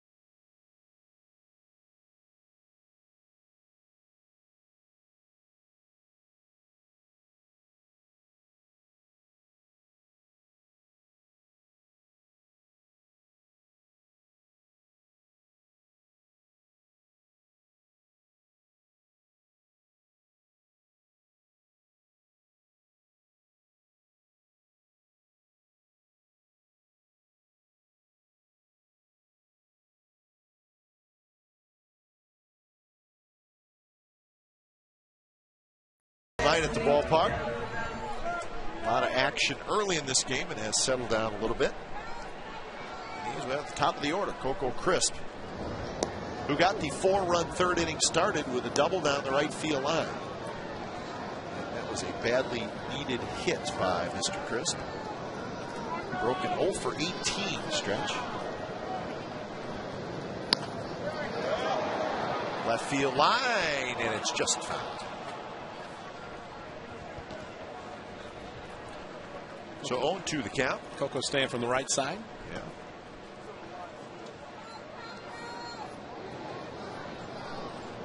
I think Coco Crisp is aware, or at least facing him, how the knuckleball moves.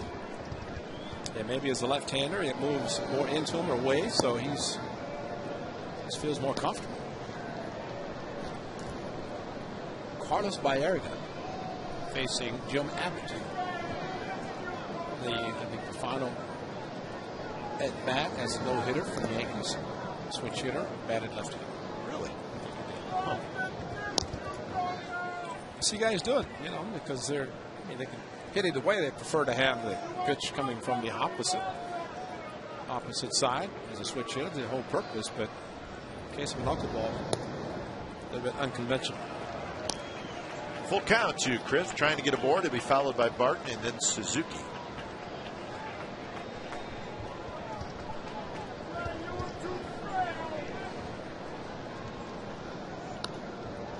Knuckleball floats up there.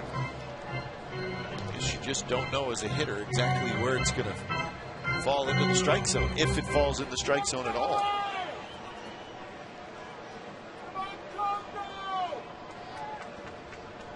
So another payoff pitch, Wakefield to Crisp, and it's sliced foul. A fastball at 72 miles an hour. That's why he swung the way he did. Every once in a while, he sneaks one in.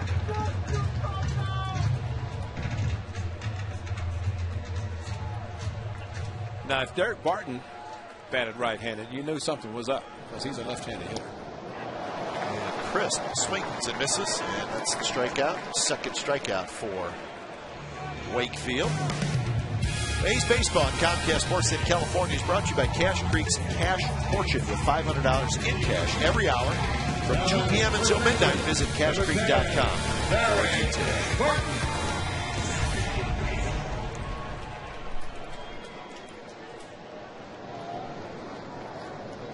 Barton steps in. He has had a good night. Single in the first, walked and scored in the third. Also stole a base on a double steal.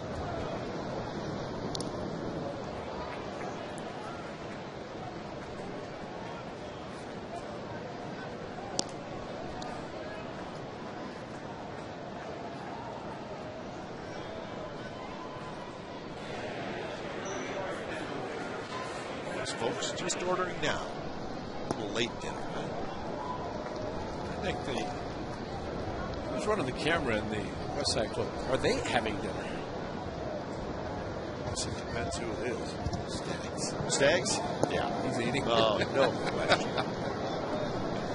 Stags is eating and he's getting ready for dog day at the ballpark. Now, does he have the Ultramo camera in the West Side Club? Always goes back to food, doesn't it?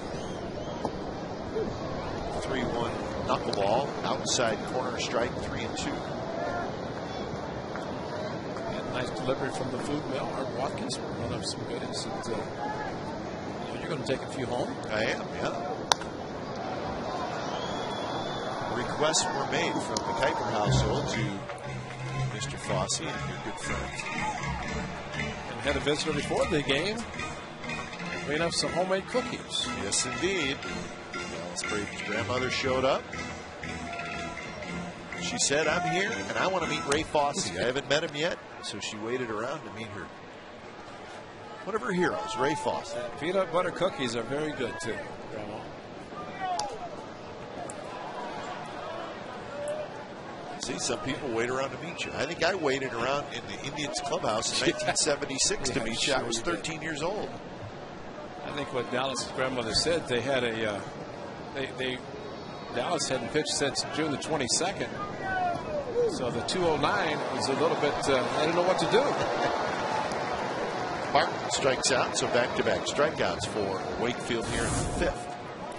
Oh, the knuckleball, you think you're taking a pitch that's outside, and there you go, it just floats right in. And height, everything's fine. Corner, Derek thought it was outside, but not according to Bob Davidson, and that was a good call. Had the outside corner. That's tough. Sitting at a 3-1 count. And you get a knuckleball in the outside corner. You make it 3-2, and then same spot, outside corner.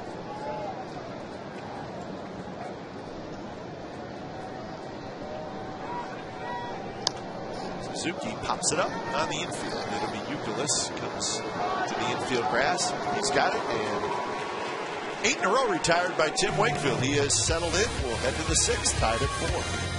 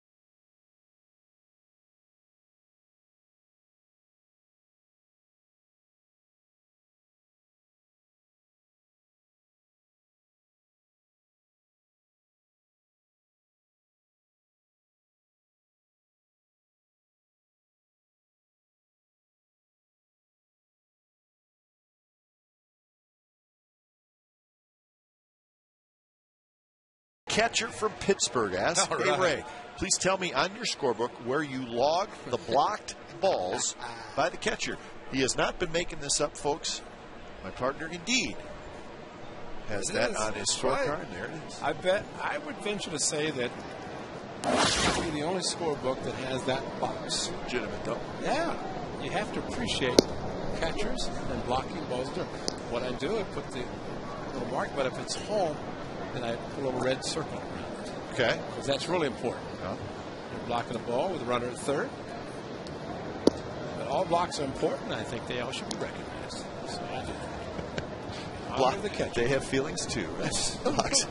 I mean, a lot of people say catchers and tools of makers and blockheads, but I like to say block baseballs and pitchers appreciate it. When you think about Michael Wirtz and an outstanding slider he throws, it acts like a splitter. Or Brett Anderson. How about Brett going the whole season last year without one wild pitch? Which man, Kurt Suzuki and Landon Powell blocked everything that he threw in the dirt. And he throws the hard slider in the dirt. To go a whole season, you know, they get beat up. Catchers get beat up with balls in the dirt. So appreciate the question from the ex-catcher. Speaking of catchers getting hit, Bob Davidson making the call, and Bob Guerin's coming out to argue. Terry Francona's coming to check on his catcher. He wants to ask about a swing, because if he's swinging,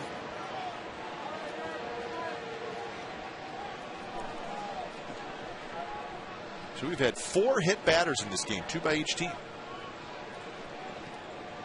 No, actually 3, because J.D. Drew was not hit. Definitely was not a swing. Now batting, number 16. Barely, it got him on the hand too, and not the knob of the bat. Ultra Mo think he would have reacted this way if it had hit the bat. Catchers can get Academy Awards for some of the times, but I don't know. I think that got him. Like it grazed right over top of the knuckles. Leadoff man aboard. Here's Scutaro. Pitch is high. Jerry Blevins. It's loose. Blevins pitched last night.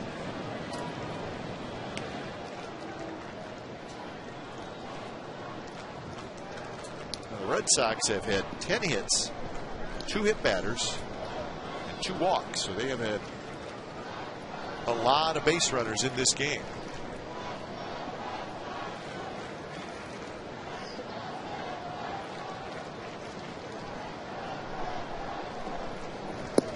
There's a fastball, first strike, 1-1. Ross Wolf pitching up in the strike zone, which sometimes you get the call. That time he did, but it's a dangerous area to pitch unless you can throw 95, 96.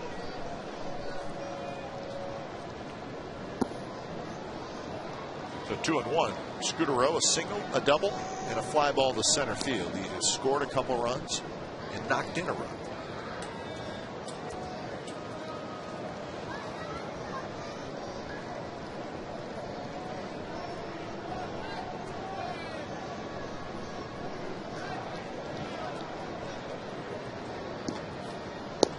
Good breaking ball there. So 2-2 the count. Ross Wolf is the pitcher that the A's acquired from Jake Fox on the 22nd of June.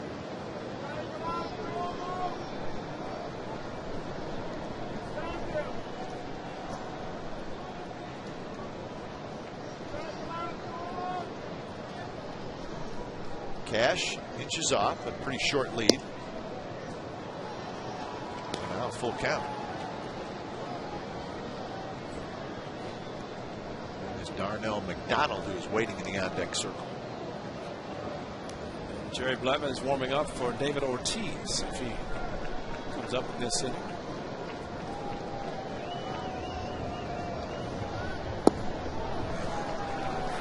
Slider drops low, and a pretty good take by Scutaro, and he gets the walk. The Red Sox have something going, a hit, batter, and a walk. Marco Scutaro, the patience in that at bat, taking a slider 3-2. Kurt Young's going to visit his right-hander. Marco Scutaro made a good point when he was with the A's. He was not as patient because he had to prove to hit. The more he played here and where he played in Toronto and now in Boston, more selective.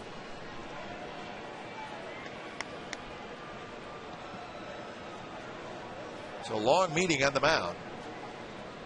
And Michael Wirtz joins Jerry Blevins.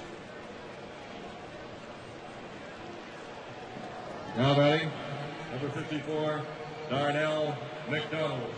So McDonald hits with 2 on and nobody out.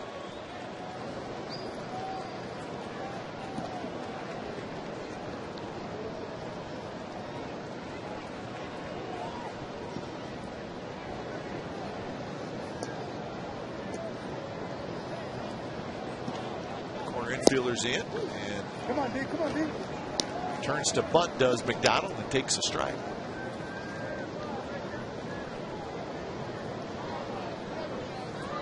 You surprised that they're bunting this early in the game? Not necessarily early, but 6th inning. Not really, and I think especially with who's coming up. Bunted nicely. Kuzmanov gets the out at first, so sacrifice puts runners at 2nd and 3rd with 1 out. Well, you could think that you could intentionally walk Big Papi to get to Euclid, but that's no walk in the park if you do that. And also have Blevins, and you've got Beltre following Euclid. Now batting, number 34, David of course, getting up from the right side now. In addition to Blevins, Michael Wirtz. So that's why Kurt Suzuki taking his time going to the mound. About a little time for Michael Wirtz. Blevins has been throwing for a while, so he's ready. Ortiz strolls to the plate. Expecting Bob Guerin to come out.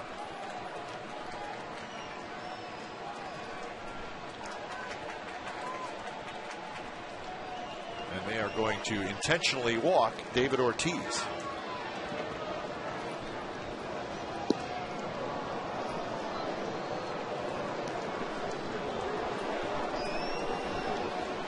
This is an inning. Hit, batter, walk, sacrifice, walk, intentional.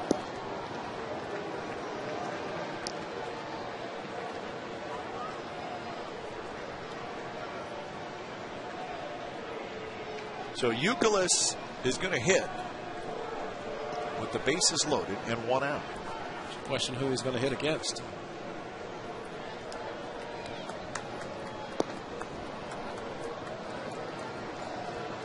So Bob Guerin, he makes the move to the bullpen. So when it's time for a change, think Speedy Oil Change and Tune Up your oil change, tune up, and smog experts.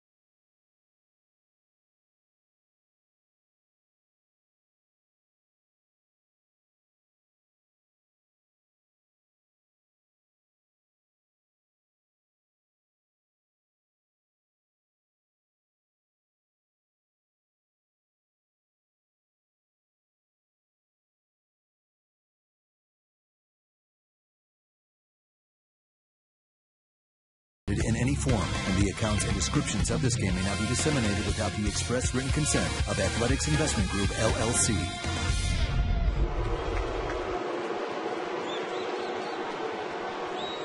Four, bases loaded of Red Sox. So another key moment in this game, and we're just in the 6th.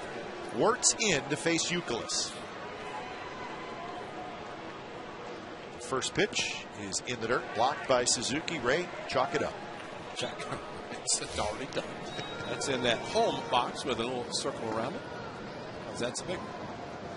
Really big. And get a double play and get out of the inning.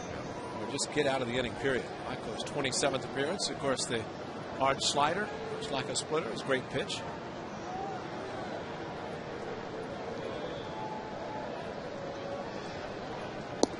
That one in for a strike. Youkilis could not pull the trigger on what was kind of a hanging slider. But Wertz gets the strike call. Cash is at third, Scutaro at second, Ortiz at first.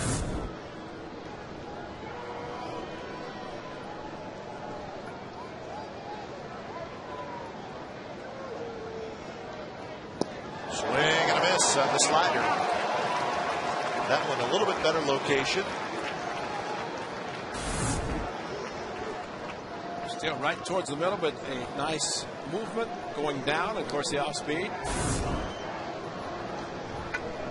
Expect to get another one, or at least a couple more. Finish out the at bat. Just lays off that one in the dirt.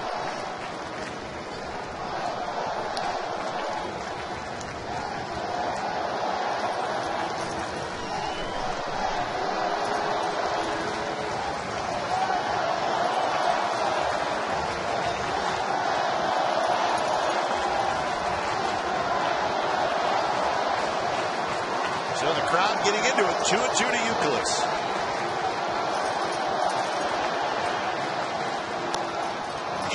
foul, kind of an emergency swing by Youkilis. The crowd noise is not quite in unison. You're hearing, let's go Red Sox, let's go Oakland. So it doesn't really sound right.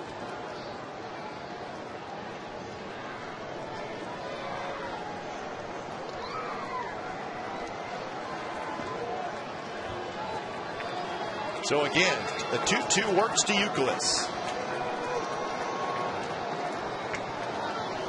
Swing and a miss. He struck him out. Well, he stayed with the slider. And you can strike out Kevin Youkilis, who is an outstanding hitter. That lady cannot believe it. She must be a true Red Sox Nation participant. She's a member. That was a great pitch. And after the first one, that was really in the dirt. Stayed up with the slider, but had great movement on it with the off-speed pitch and able to get it. Here's Beltre. Slider snaps in for a strike, and that is a good one, folks. Well, we knew eventually Michael Wirtz was going to get the slider back, and it seems like he's got it.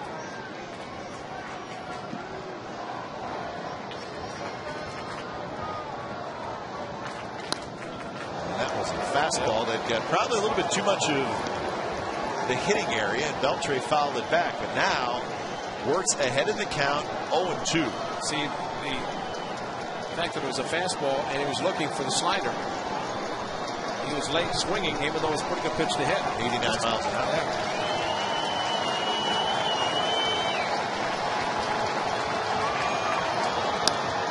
Big chopper. Pennington charges, and Wirtz does the job.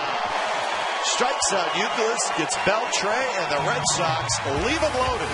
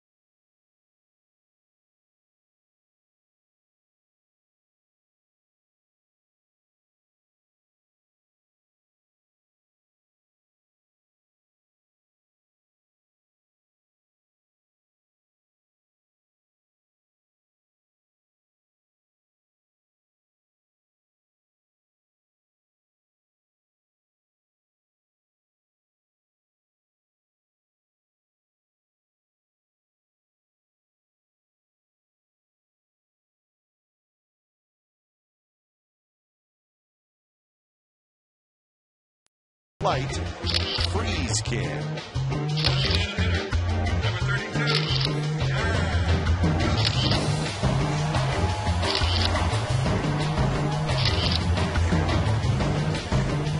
Coors Light freeze can brought to you by Frost Brewed Coors Light, the world's most refreshing beer.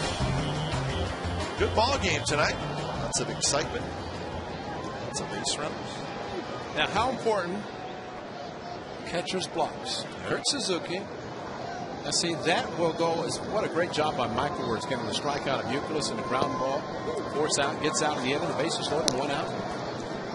But you take away Kurt Suzuki's block. It's a little different than sure. Second and third. Runs in. It's literally saving a run. Probably the best question we've had all year. Such way you fresh. Ex-catcher. X as in X catcher. That's pretty good. This catcher's catch. EX. The X-Man.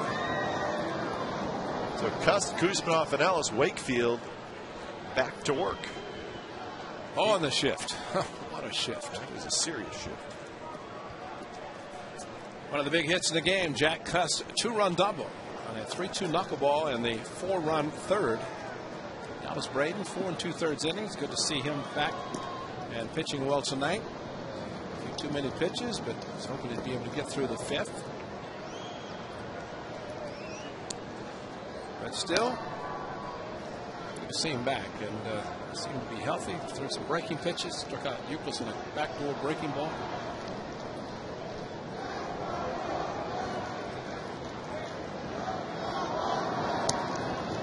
Floats inside, 2-2 to Cuss. Hit him in the other 2-run double. Yeah. Phantom hit.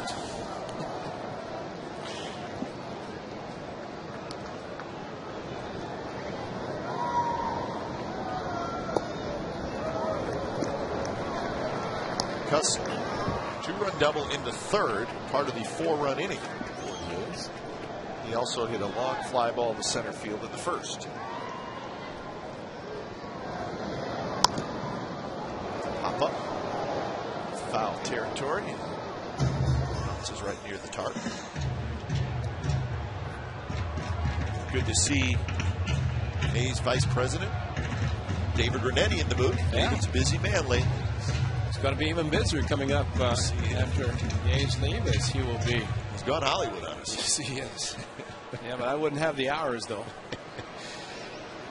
So it's good to see Mr. Renetti. Cuss pops it up, shallow center. Mike Cameron comes in, and he's got it, and that's out number 1.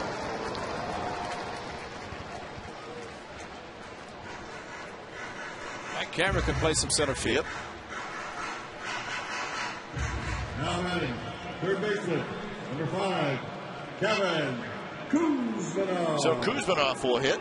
Getting a sac fly in the third.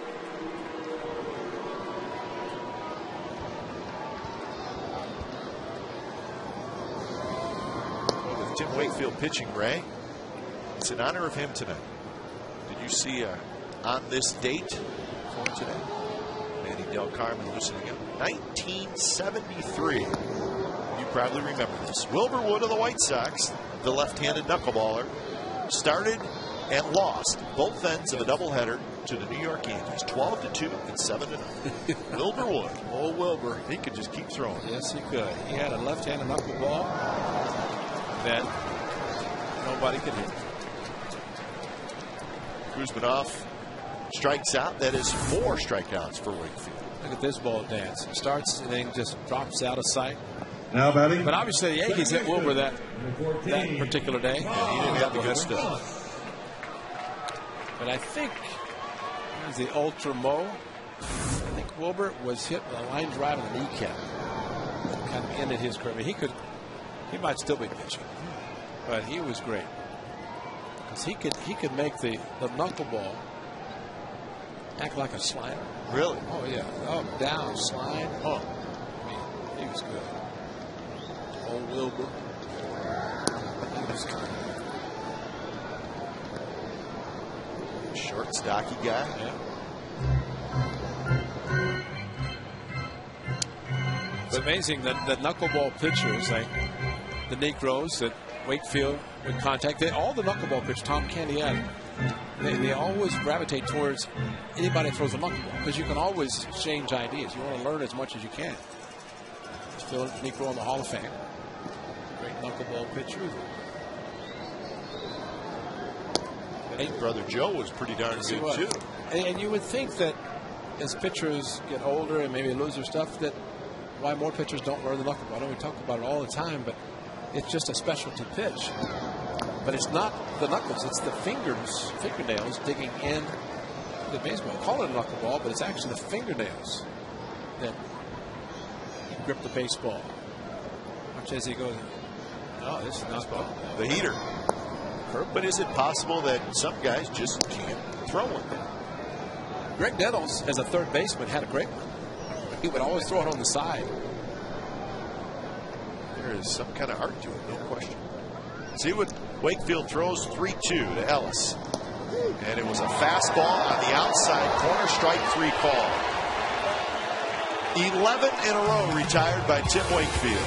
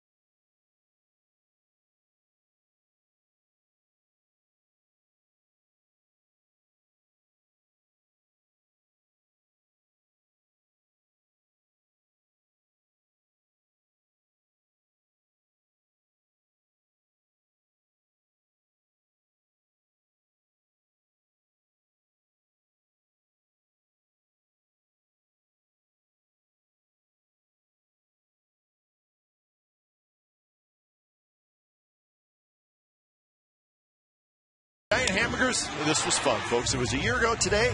The A's staged the biggest comeback in franchise history. They rallied from 10 runs down. As Holiday cuts both homered back-to-back. And then this is how this unbelievable game ended. Out. Kadire trying to score from second on the wild pitch. Man, Michael Wirtz covered and made the perfect tag. I like what Ron Gardenhire said. Jerry Blevins on the pitch for the A's in the 7th, but Ron Gardenhire said, you know, in football, when they can throw the flag, when they want to review it, he said, flag would have been out. Yeah. I would have asked for that. When you've got a giant appetite, it's got to be nations. You forget that that's how that game ended. The comeback is what you think most about. Oh, and it's time for a change. Thanks, Speedy Oil Change and Tune-Up. Your oil change tune-up and smog expert. So Blevins for the second night in a row comes in. 7th inning of a 4-4 game.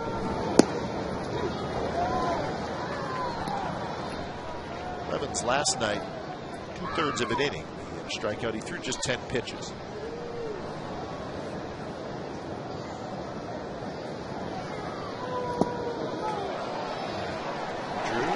Tries to check. He cannot, and that's a strikeout. A sweeping slider from Jerry Blevins. So J.D. Drew strikes out for the second time. Well, Blevins got a good one in. There is the swing and definitely went too far. Now batting. He thought he held up as he started to Mike Cameron. adjust his footwork, but knowing that the call was coming from Tim Cheetah. Or at least that's what happened. He was hoping it would not.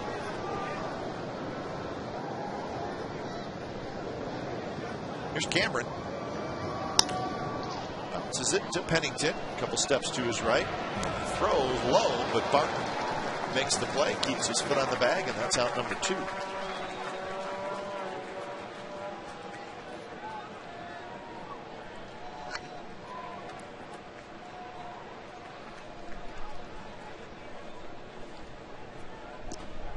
Now batting. So Bill Hall Number steps 22, in. So it's been Wolf for Bill 2/3 of an inning. Hall.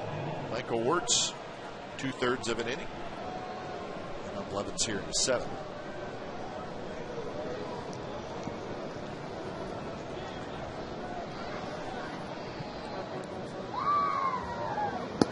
Fastball a bit high to Bill Hall, who is 1 for 2, a single and run scored in the 2nd. He walked in the 4th and grounded out in the 5th.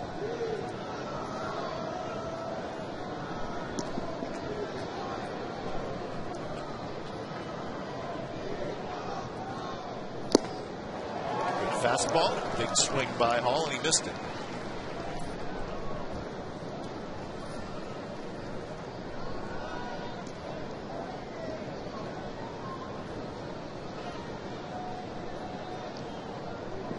Patterson started at second base last night. Tonight it's Hall.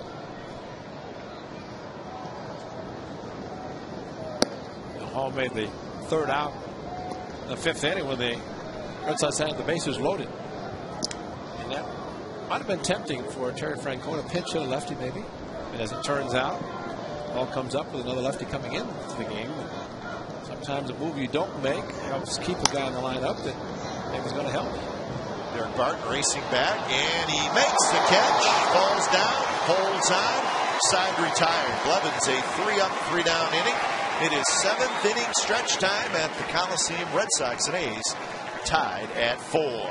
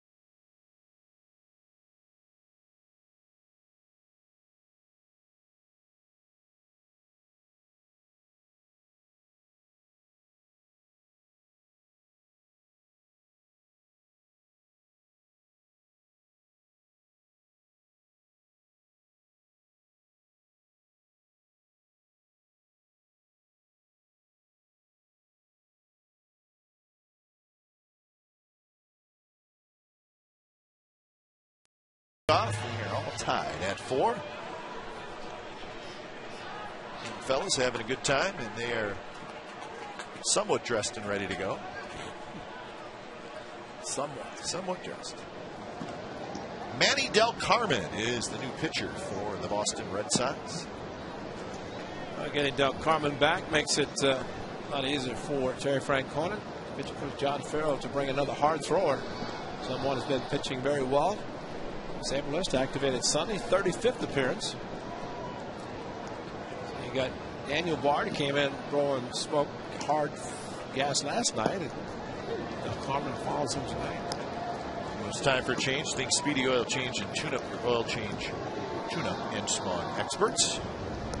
So Gross, Davis, and Pennington against Del Carmen.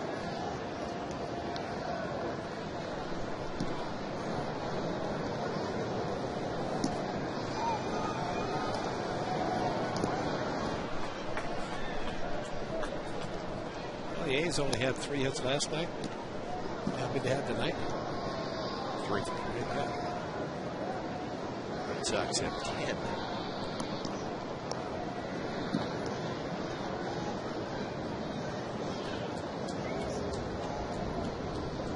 So 1 and 2 to Gross. Del Carmen is back from the disabled list.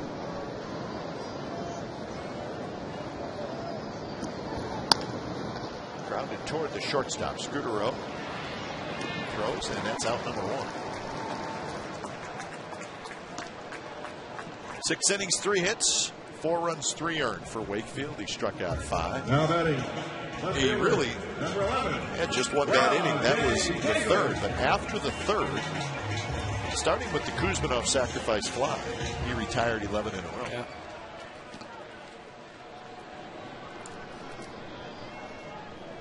So the A's have not had a hit since the Cust double in the 3rd inning.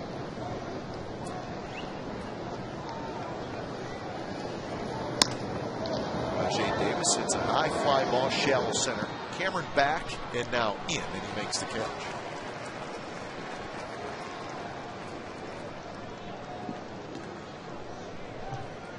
Now batting. Josh Beckett on the right is scheduled to come off the disabled list and pitch on Friday against the Seattle Mariners in Seattle. Tomorrow, Clay Buchholz will come off the disabled list and pitch here in Oakland. So that's a couple of pretty good right-handers the Red Sox will get back from the disabled list. Another guy talking to Beckett is Dustin Pedroia, who is also chomping a bit. Can't wait to get back. He was saying when he found the ball off his foot in San Francisco, he has a protective guard on his foot. Put up his fingers about an inch and a half. He said that's where it missed. He broke his foot. So you have the guard, but it does not mean it's always going to protect. In his case, it missed it and put him on the DL.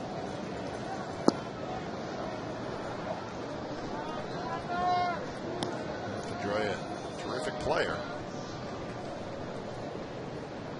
The second baseman that have played since Pedroia went down, a 181 average. 2 home runs by Eric Patterson in 1 game. That's right. Yeah. Matter of fact, the hit Patterson got last night broke about an 0 for 16. The second baseman against the Rangers.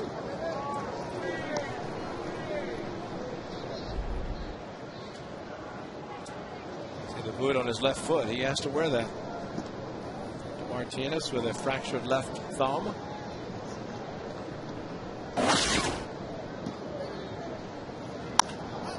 Pennington, foul territory. Beltre is going to have room.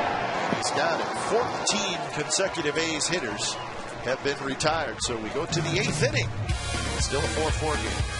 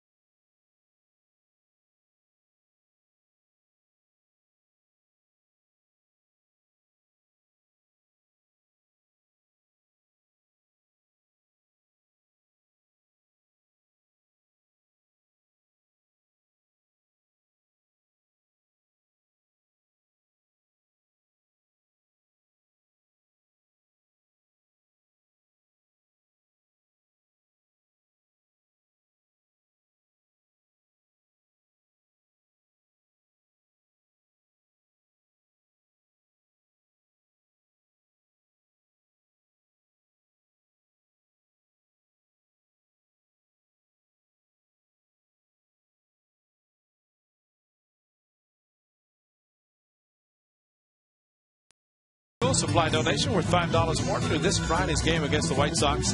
And you'll get a 2-for-1 field level ticket voucher for a future game. The Wells Fargo and Oakland A school supply drive and every Friday home game this season through August, teaming up to make a difference. Batting for number 36, Kevin Cash. Number 30. Oh, when it's time for change, think Speedy Oil Change and Tune-Up, your oil change, tune-up, and smog experts. And it's the lefty Craig Breslow, who also pitched in last night's game. 1 inning through 13 pitches. So Breslow back to work again tonight, and he's going to face pinch hitter. And that pinch hitter is Ryan Shelley, big right-handed hitter.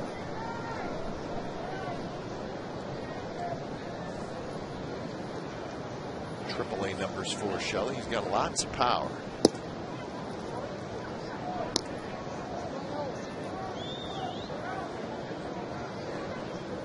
So Ryan Shelley hitting for Cash.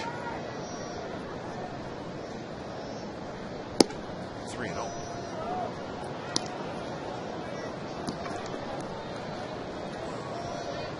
th appearance for Craig. I will never say no. Breslow. No, he will not. 47th. This is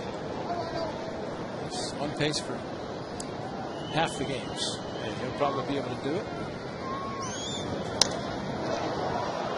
Fly ball to right field, and it's playable for Gross.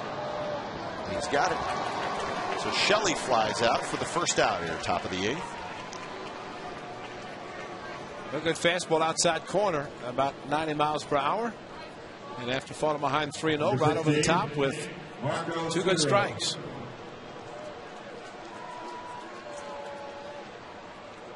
So top of the order in Scooter Row.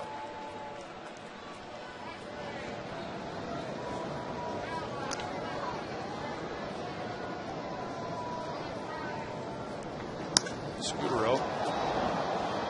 Left center field where Coco Crisp gets after it, and he's got it. So Breslow, a couple of fly ball outs. A's Baseball on Comcast Sportsnet California is brought to you by Round Table Pizza. Celebrating summer with baseball and barbecue, Round Table is back with their delicious barbecue chicken pizza. Get big barbecue flavor delivered hot and fresh to your door from Round Table. Call today.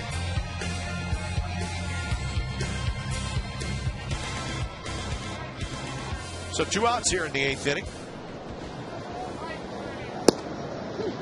Darnell McDonald takes a strike. McDonald 1 for 3.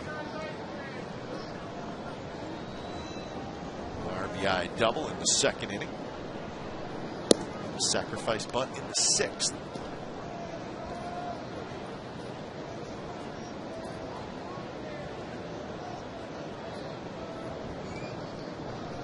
The Red Sox have stranded 10 runners through the first 7 innings.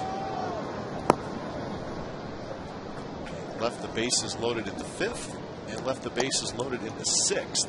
Not only did they leave the bases loaded, they did not score in either of those innings.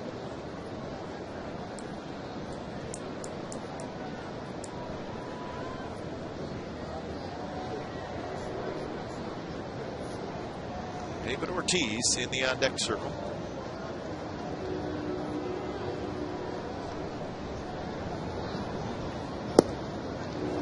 Just a bit outside. A good pitch by Breslow. Now it's 3-1.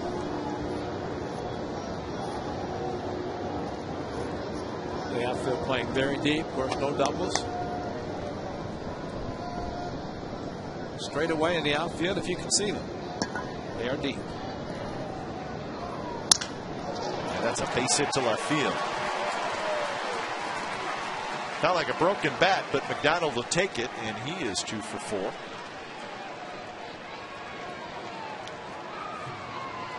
Now batting, number 34. Well, the fastball off the end of the bat was a cracked bat. And at least Breslow throw him a strike. Just happened to get out in front. Dallas Braden did a very good job with David Ortiz. They get the base hit, but struck him out. And the fastball inside. See if they go inside or outside for the first one anyway. Big swing by Ortiz, and he hits a high foul ball in the second deck.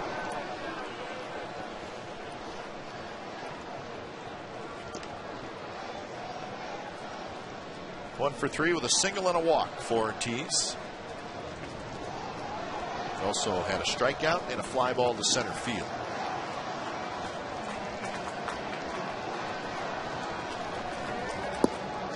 One and one.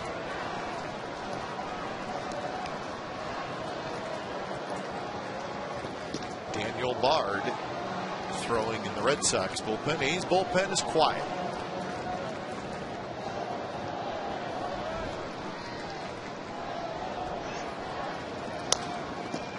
Rolled foul. Ortiz out in front.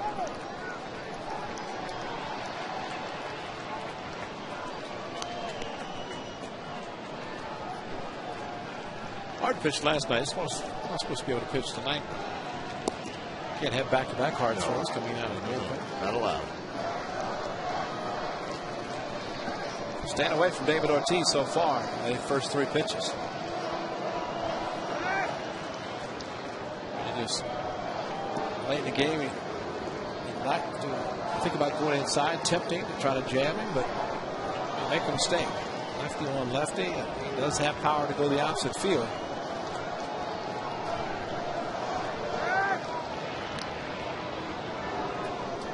Outfield is playing about as deep as you can.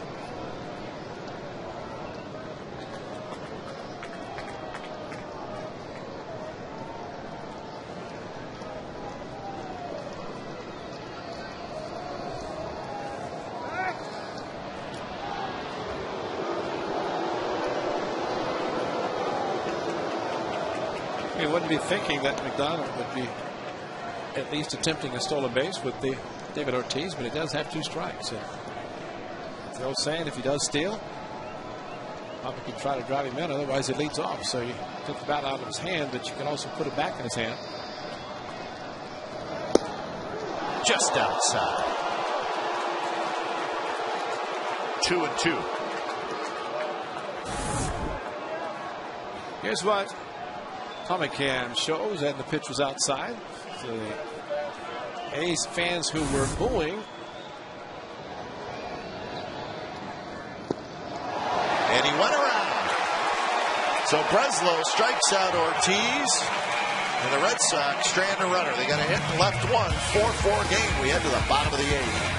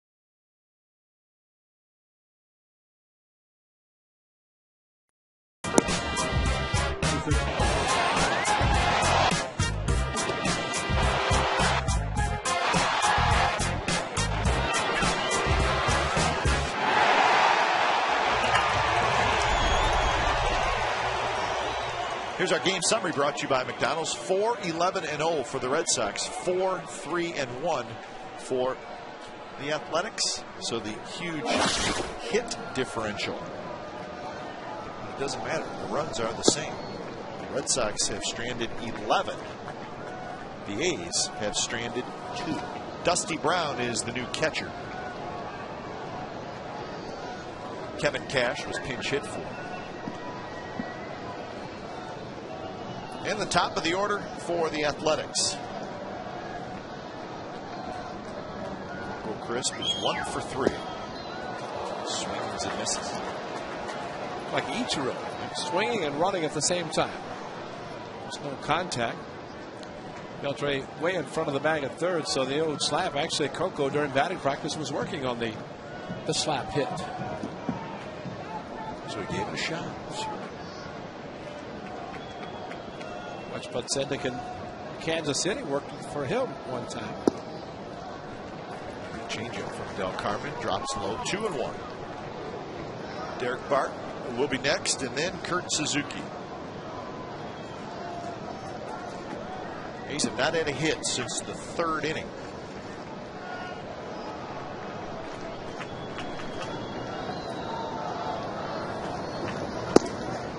Strike call, looked outside, and Crisp doesn't like the call. 2-2. Well, in doubt, as Tommy can. Is it outside the left? Survey says outside. A smidge. Yeah.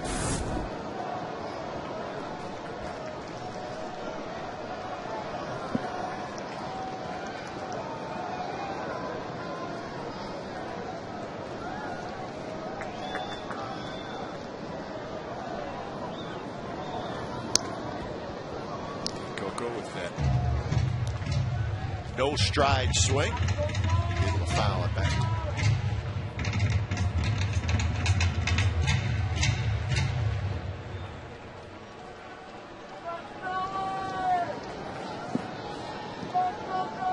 Andrew Bailey warming up in the A's bullpen.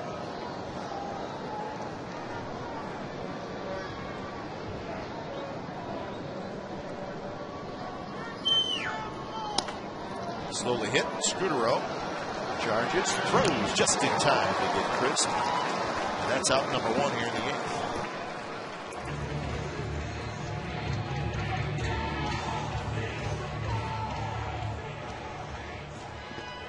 So Derek Barton will hit, but not before we have a pitching change.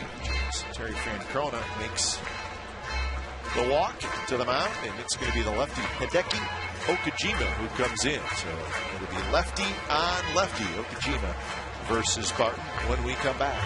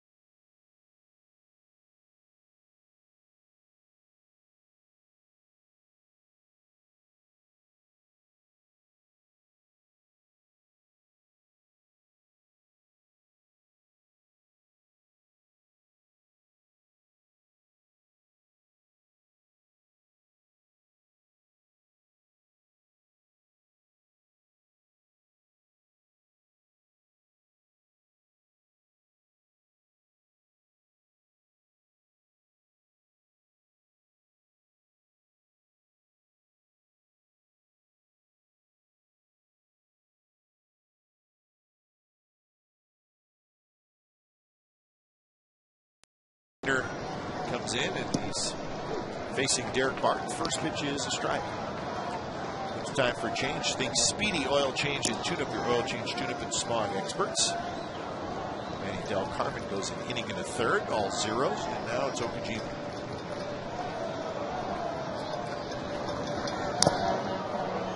Foul ball. Good swing by Barton. It's 0-2.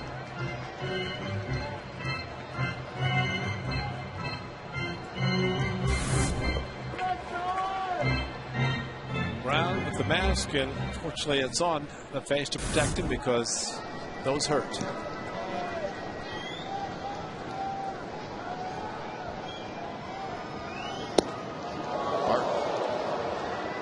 Checked his swing and then had to bend out of the way to make sure he didn't get hit. Brown immediately asks for an appeal. Why? Almost got hit. You got to ask for a strike, but sometimes the bat carries through, even though he's trying to get out of the way of the ball. Fastball didn't miss by much. Count is even at 2-2.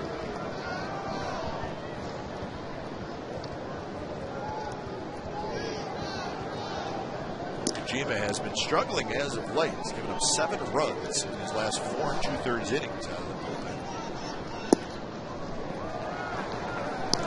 Martin, as always, making it work. Some pretty good takes there because that pitch very tempting. Of course, we talked about him putting his head down, not looking at his target, following through, and then looking to see if the ball's hit back at him. That's pretty good when you focus on the target and you don't even look at it. That's how good your control can be.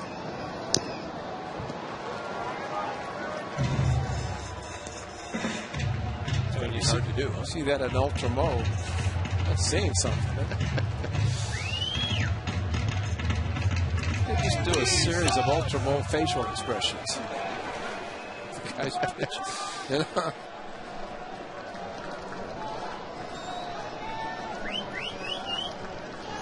Another 3-2. Another foul ball. Problem is with Okajima, it'd be hard to see his face. That's true. Until he follows through. Here we go. Just what we're talking about. Ultimo. Check it out. Watch this. Not even looking at the target. He releases the ball with his head looking straight down. What a great shot. There it is. And then he looks up. Pretty good idea in case the ball is shot back up the middle. Got him swinging. Joe Barton strikes out. 6 strikeouts for Red Sox pitchers tonight. Straight. Now batting, the catcher, number 8, Kurt Suzuki. Jack Custom, the on-deck circle, and of course it might have been Barton gets on, might bring in Bard to face Suzuki, but then Jack Custom, the on-deck circle, another lefty.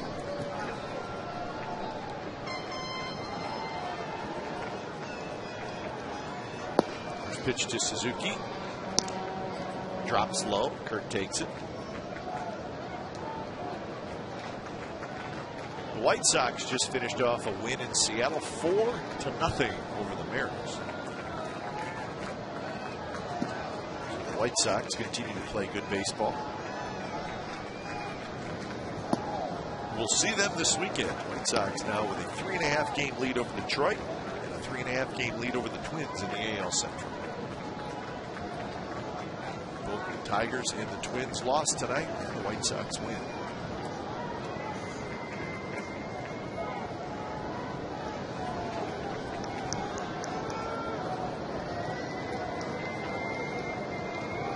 To Suzuki.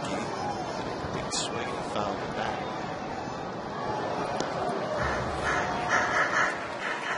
The line score 4-11-0 for Boston, 4-3-1 for the Athletics.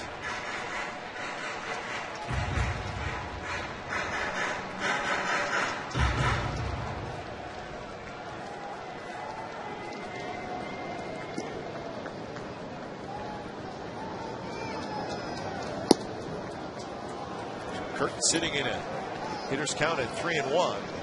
Okajima is the kind of guy that kind of a changeup, splitter kind of a pitch. That's the problem because he's right over the top and did it to Barton, and that thanks Suzuki. Kurt last night 3-0, 97 mile an hour fastball from Bard, and then got more of a 2-seamer to ground out with a couple of guys on. That was the same pitch that he just called the ball.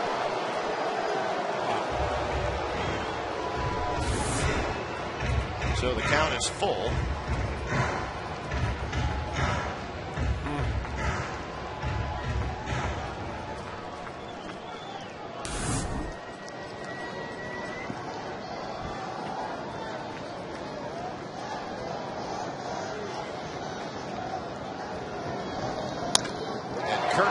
sends it to center field, a base hit.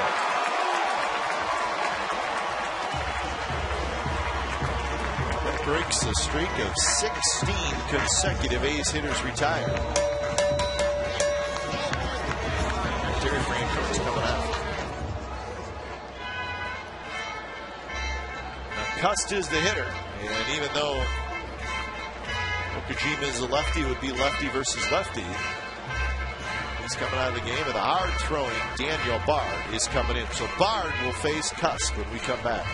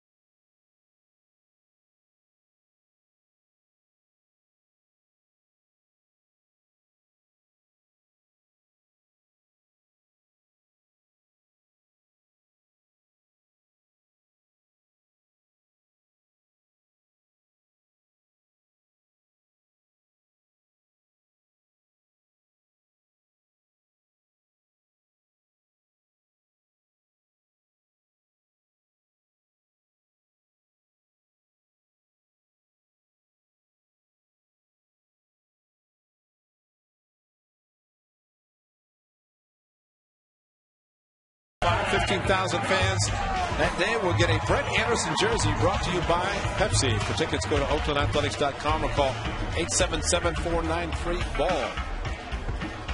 So Jack Cust last night was Daniel Bard coming in, the hard-throwing right-hander, in relief of Matsusaka in the 7th inning. A couple of guys on. Francona going to the hard-throwing right-hander, even though he's facing the left-hander Jack Cust, making pay. Ended up throwing an inning and a third last night. 22 pitches did Bard. Been a very fine season. 46 strikeouts in 45 innings. Look at the hits and walks. 38 total in 45 innings, which is almost unheard of.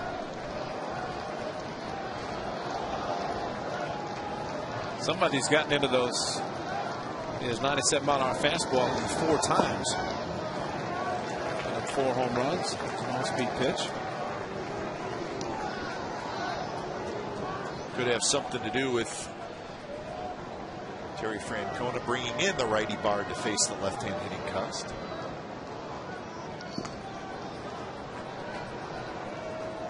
Okajima, Matsusaka. One pitches every 5th day, one might pitch every day. Yep. Cust waits the 2-0. Inside, 3-0. Kuzmanov in the on-deck circle. Bailey is loose, and he's ready in the A's bullpen.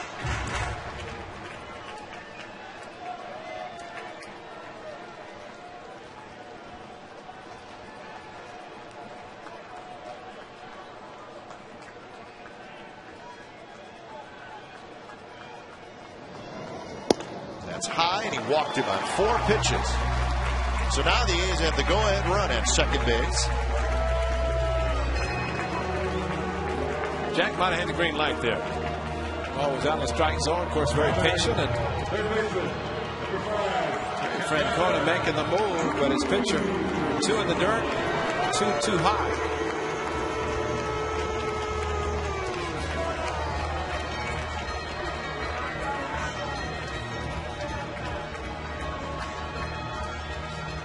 So Suzuki at second, Cust at first, Kuzmanov the hitter.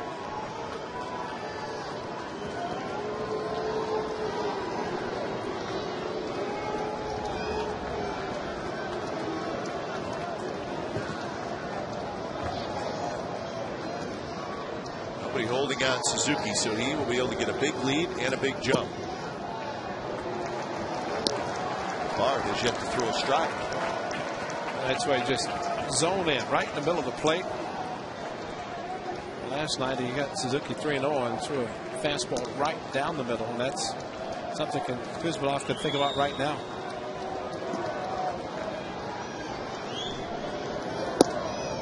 Inside 2-0.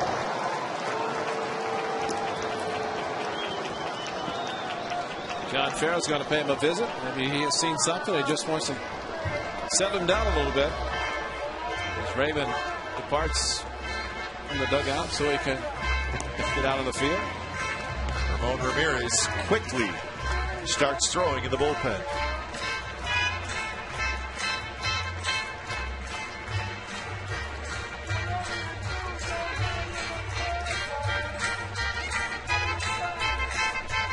Captain Jason Varitek.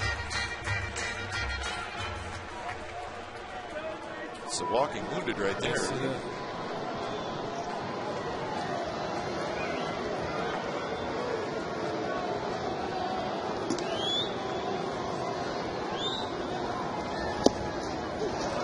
Fastball outside corner for strike. So that's the first strike Bard has thrown. Excuse me, since coming in. Well, cut a little bit to the outside, maybe even off the plate. Given the strike.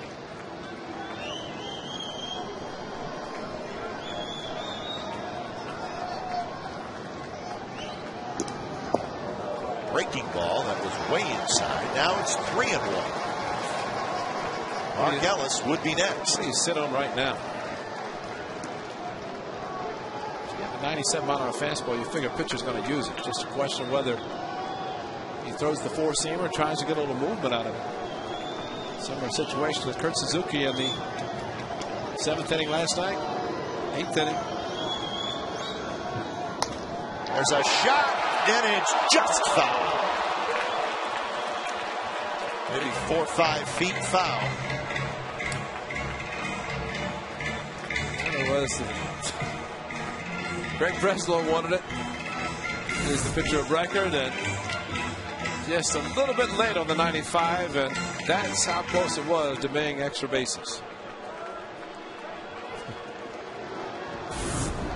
So now full count. That'll help the A's. 2 outs. Runners will take off on the pitch.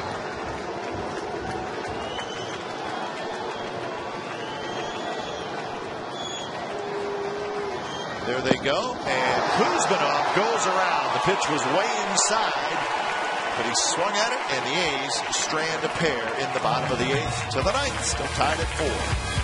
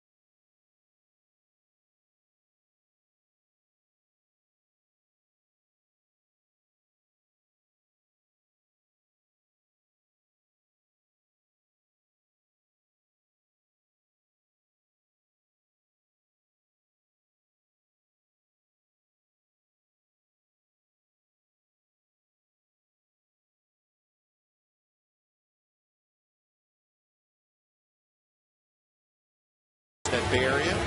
Recaps from A's and Red Sox, Giants, Dodgers, and what's going on with Jamarcus Russell. You may not even want to know. Damon Andrews, Scott Reese will host Sportsnet Central. Ninth inning of a 4-4 game. Andrew Bailey comes in, and he's going to face Youkilis, Beltre, and Drew. First pitch to Youkilis, a fastball right there, first strike. Craig Breslow gave up a hit. That's the only hit the bullpen has given up. Wolf, Wirtz, Blevins, Breslow, and now Bailey. 5 of them. Youkilis shoots it foul. So Henry Rodriguez, Brad Ziegler, the two that have not been used. 20 for 23 save opportunities. ERA 164. 28 strikeouts.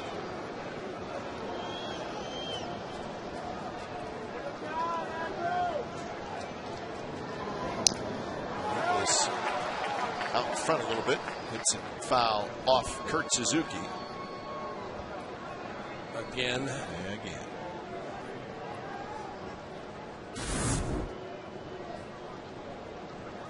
Cutter. Straight down. Straight up. And the thigh. Oh my. I don't put that in the blocked. No, there's really nobody on base. No mark you could put. Just an ouch.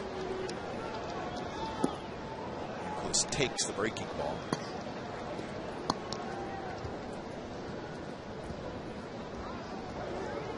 Youkilis is 1 for 4 in the game. He doubled in a run in the first, grounded out in the third, and then struck out in the fifth, struck out again in the sixth. And he chases and he strikes out for the third time. 1 away in the ninth. What a great cut fastball from Andrew Bailey. Started it, tempting Kevin Youkilis, and got him to swing and miss. Look at the location. Starts right there and then just kind of cuts away from him. A natural cut fastball from Andrew Bailey. Tip your hat to that. Not much you can do. These pitchers have 10 strikeouts tonight. Here's Beltre. He drives with the center. Coco Crisp is going to have room. Nice damp air. Thank you. Because he hit that ball pretty well. Yes, he did. And fortunately, it was straight away center field. Beltre looking up at down the vision, and of course, Red Sox come into town. They ask about the marine layer, the temperature at night. How does the ball carry? What's the difference tomorrow? Well, we'll find out. Marine layer burns off by game time. So 2 outs for J.D. Drew. Drew is 0 for 3. He's been hit by a pitch, and he has struck out twice, and he is grounded out. 11 home runs for Drew, and he's ahead in the count now 2-0. A's will have Ellis, Gross, and Davis in the bottom of the ninth inning.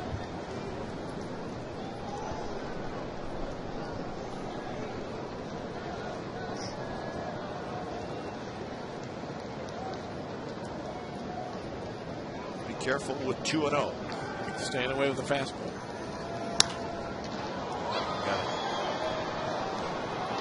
Got a bit of the middle of the plate, but pretty good velocity. Drew fouls it down the left field line. Applebaum, yes, lightly throwing out in the bullpen.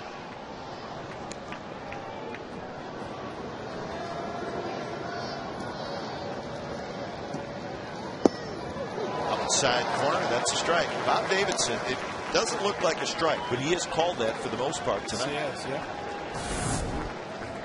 This is Tommy Cam, and that would be considered off the plate. Now a full count to Drew. Missing that curveball, and then he's going to challenge him 3-2. Just see how much J.D. Drew gears up for the fastball. He did not do it 2-0 like you would expect. Looking fastball, but if Andrew stays away from him, and that's what the index finger pointing outside. Left field, Davis, a long run, still coming in, slides, and he caught it. A fair ball, too. Heck of a play by Rajai Davis, and that is how we will head into the bottom of the 9th inning, all tied at 4.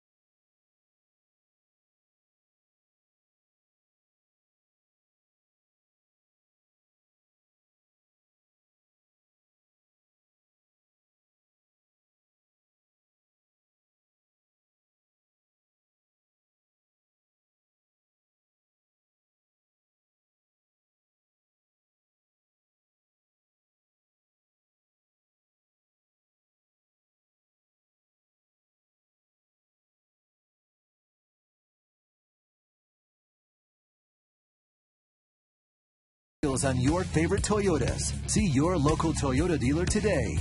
Toyota, yes. By Xfinity, the next generation in home entertainment. Now available in the Bay Area and coming soon to the Central Valley. By Chevy, with a full lineup of award-winning cars, trucks, and crossovers. And by Verizon, the signal is yours. Wield it to transmit anything you want. Verizon. So Mark Ellis leading it off. Bottom of the 9th. A's need a run to go home winners.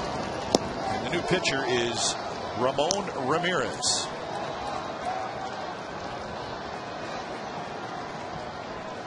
So when it's time for a change, think Speedy Oil Change and Tune-Up, your oil change, tune-up, and smog experts.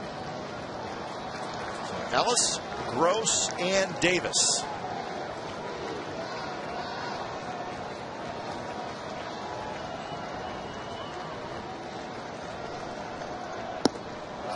Fastball, and Mark Ellis was thinking about sending us home happy.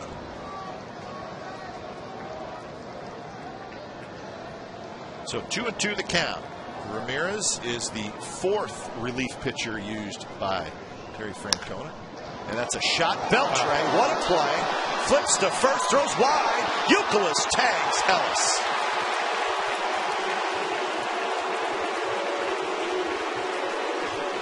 It looked like a base hit, and then it looked like Ellis was going to get aboard.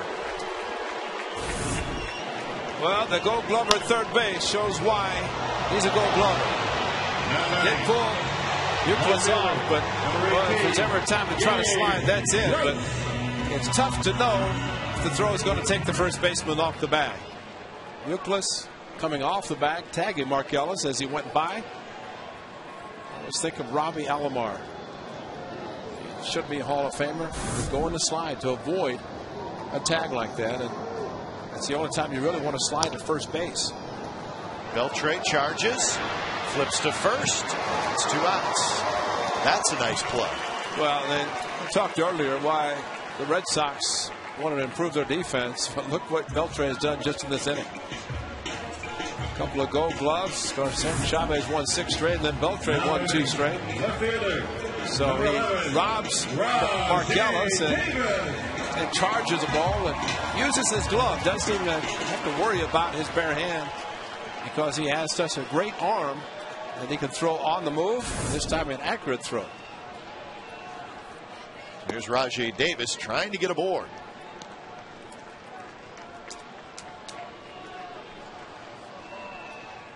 Davis has not been on base tonight. 2-0. Well, you know what we're all hoping for. Rajai, get on.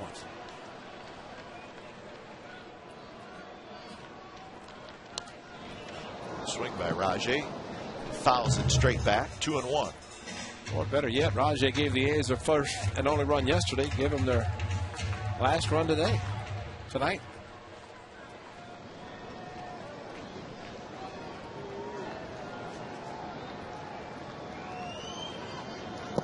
It's low. 3-1. Cliff Pennington would be next.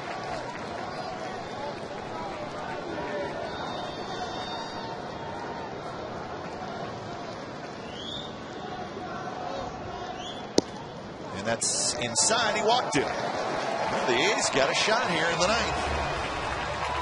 Got on, and now see if he can do something and how many pitch outs will be called. Over and under is. Now ready. Shortstop, number 2, Cliff Pennington. Rajai stretching out and ready to go.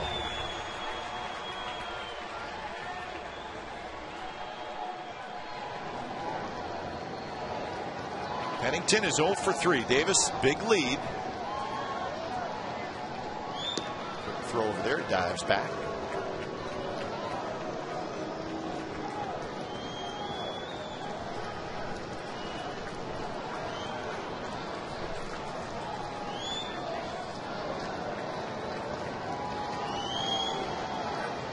Davis inches off.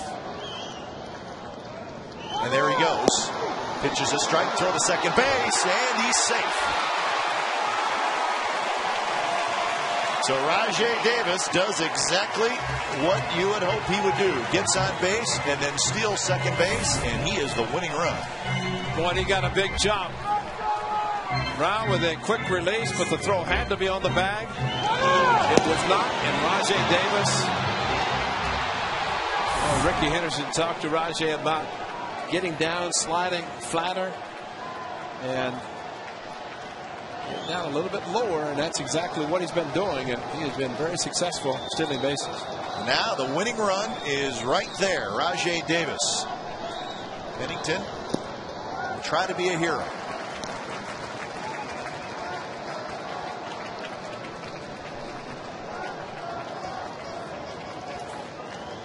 He's scored all 4 of their runs in the 3rd inning.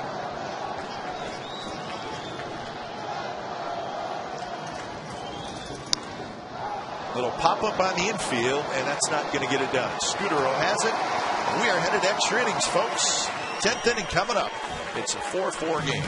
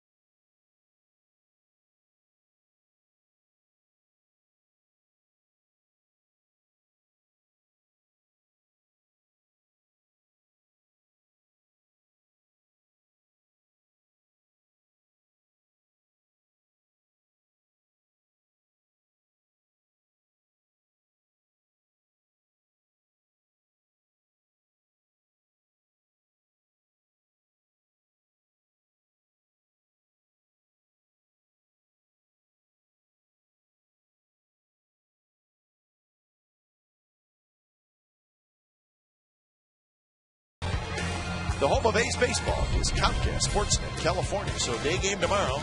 We're on TV. Still some work to be done tonight. 10th inning.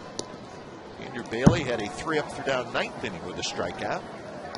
Threw 12 pitches in that inning. Remember, just Ziegler and Rodriguez, the two relievers that Bob Guerin has left. Cameron pops it up foul, and that is just to our right into the basket above our heads. Anybody in the basket? Tommy Cameron. Looks like camera position for a Raider game. Am I right? I hope it's secure. Just missed a bit high. 2-1 to Mike Cameron, who was 1 for 3 with a double and a run scored. He also walked.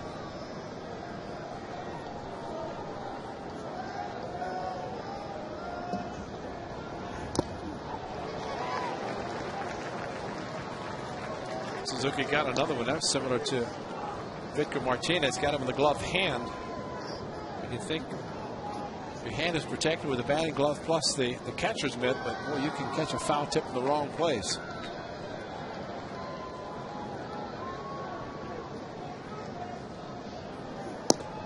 Close pitch, just missed. 3-2. Bill Hall is in the on-deck circle, and he'll be followed by Dusty Brown, the catcher.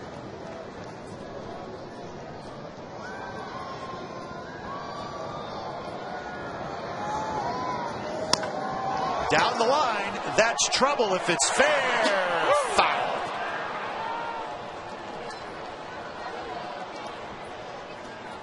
It had quite a bit of hook on it. Unfortunately.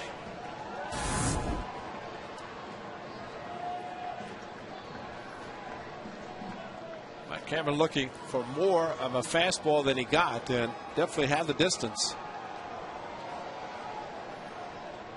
Line drive hooked right at the last, and Kuzmanov kind of helping a little bit. Tim Cheetah, both hands up. Foul ball. Another 3-2. That fastball ran in, and Cameron was able to fight it off.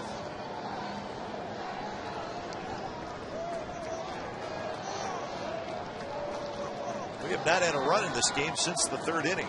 Boston scored 1 in the 2nd, 2 in the 3rd. Same as last night. 3 in the 3rd. 3 in the 2nd is what I'm trying to say. The point is it's been a while for both teams, but Cameron leads off the 10th inning with a walk. So we got a pinch runner for Mike Cameron. Yeah, no, that's not good. As we have a trainer and Bob Guerin going out to talk to Andrew Bailey. Walt Horn walking briskly with Bob Guerin to see what happened maybe in the last pitch.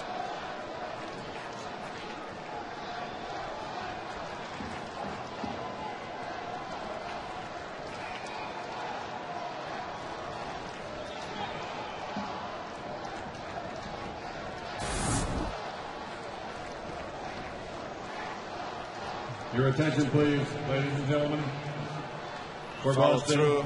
number 3, Eric Landing. Patterson, running for Cameron. Point that might have affected the knee or something, but Now batting, he number was 22, nodding, saying everything was Bill Hall. okay. So Eric Patterson pinch running.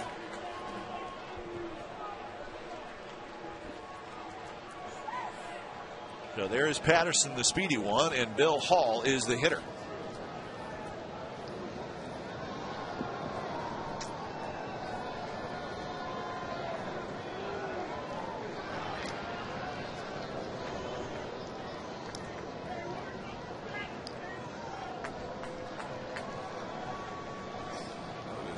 Bill Hall bunt, or does Patterson take off? We'll see. He's got a pretty good lead.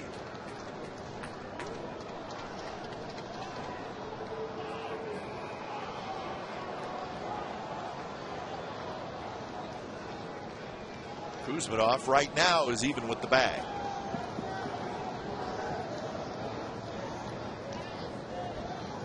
Bill Hall swings away, hits a shot. Pennington, a nice play, flips to Ellis. Double play!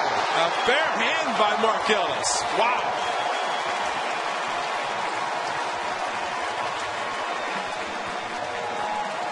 Sensational double play turned by the A's. Mark Ellis coming across the bag with the flip. He had to reach back for it. And at the same time to avoid the hard slide by Patterson. And a throw to Derek Barton for an unbelievable 6-4-3 double play. What a great play by Mark Ellis. Pennington to get to the ball. Flipped it back, and that quickly. No bunt. No stolen base. Double play. No nothing except a double play. Right. He went with the glove there, but the ball was higher. Foot on the bag, and then just underneath with a perfect throw to first base. So 2 outs for Dusty Brown, the backup catcher.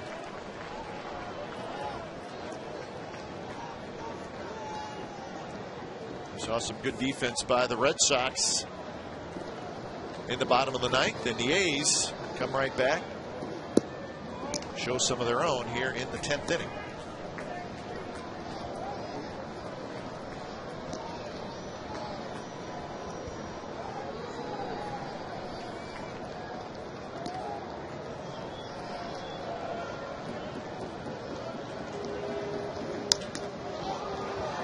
Shallow right field, and Ellis out, and that's going to drop. Gross in charging and could not get it. So Dusty Brown with a bloop single. Well, as you know, doubles, and you're playing no doubles that deep. You get a bloop, and no chance for Mark Ellis to go out and get it. Cutter off the end of the bat, softly enough. Gabe Gross, you'll see him come in the picture eventually, but too far, too deep. No chance to get it. Mark Ellis going out, could not get to it.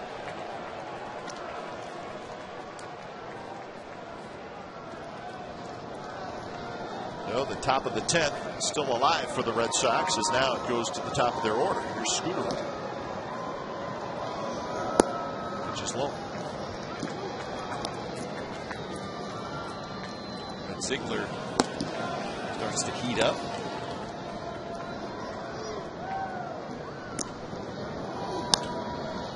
High and foul on the right field line.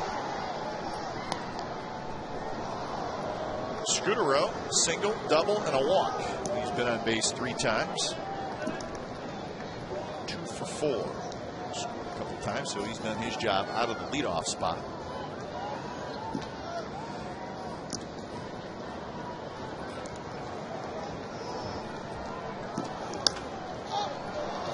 Ellis out, Gross in again. Ellis still going out, and then it's Gross who calls him off, makes the catch, side retired.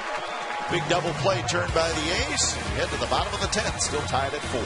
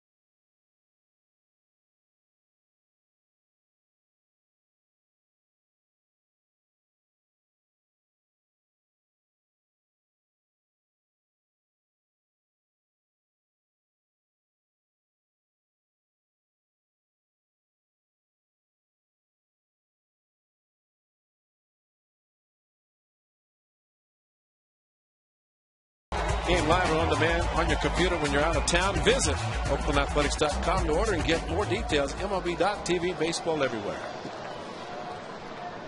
Bottom of the 10th, and the A's have the top of their order. Crisp, Barton, and Suzuki. Ramon Ramirez back for his second inning of work. There's a strike. Crisp is 1 for 4. Rajay got on, stole second. Be nice for Coco leading off this inning to get on base, make something happen. Outside corner strike, 1-2.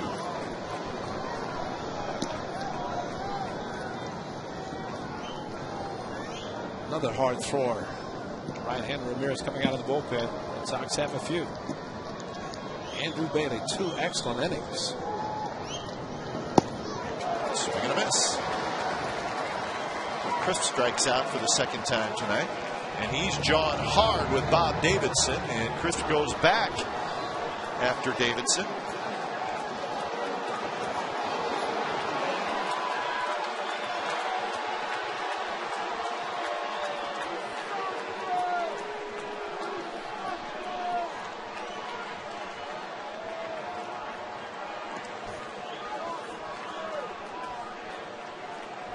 You know, Bob Davidson, you have to give him a lot of credit.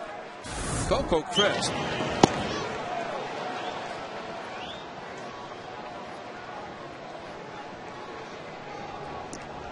And I don't think he threw him out, did he? Because he got it, and Davidson starts laughing. Now batting, first baseman. He did throw him out. He must have. So I guess. Yeah, he did. Yeah. I was. Yeah, he threw him out there. I didn't see that because he got back in his face and he started smiling at it. Well, I don't give him a lot of credit. What? So Coco Crisp has been thrown out. He's not happy with, I think, the 2-1 call. Well, he could have been unhappy with himself. You know, and that's why an umpire cannot assume that if he says something, he's directing it at him. He'd be walking away upset with himself for swinging at it and striking out again. He's had a tough night. But, well, that's why Coco spun around and went back because he got thrown out. To get his money's worth. 2-1 to Derek Barton.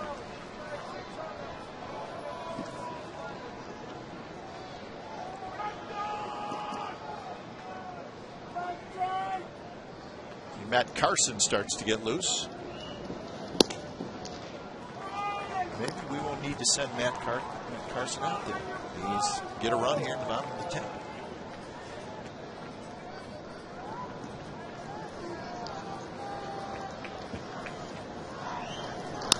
Barton, a liner, scooter roll, cannot quite get it. Coco made a dive, could not come up with it. Derek Barton has his second hit. And the A's have the winning run aboard with 1 out here in the 10th. Derek getting the 3-1 fastball again, working the count in his favor. And Marco really didn't have much of a chance, even though a late dive. Well, trying to slice back to him, but it was hit too hard.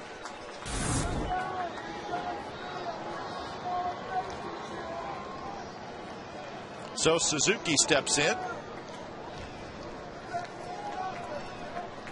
He's looking for a hero here in the 10th. He called a balk. He did call a balk. Balk and Bob. Strikes again. Thank you very much. And I'd like to know, I didn't see him, he stepped off, but yeah, Terry Frank, Bob, what did he do? And he's demonstrating. Oh, jeez. You gotta be kidding me.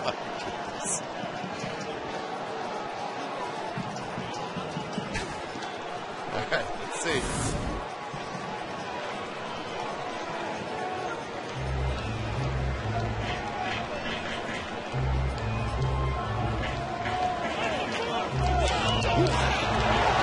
He turned to look over, and then he stepped off. It's not a balk. Man. Except for one guy.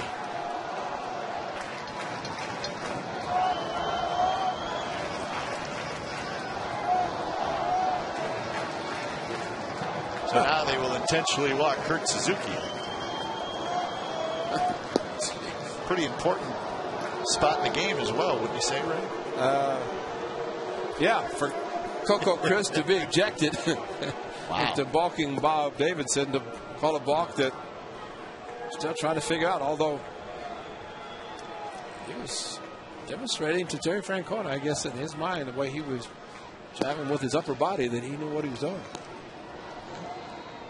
And you know he was looking. He was waiting for it, and the A's will take it. Yep. So they're going to have first and second, 1 out. And the hitter is going to be Jack Cust. Dustin Richardson is the left-hander. Let's see what Terry Francona does.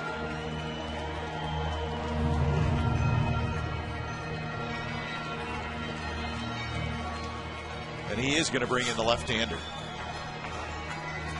So when it's time for a change, think Speedy Oil Change and Tune-Up, your oil change, tune-up, and smog experts.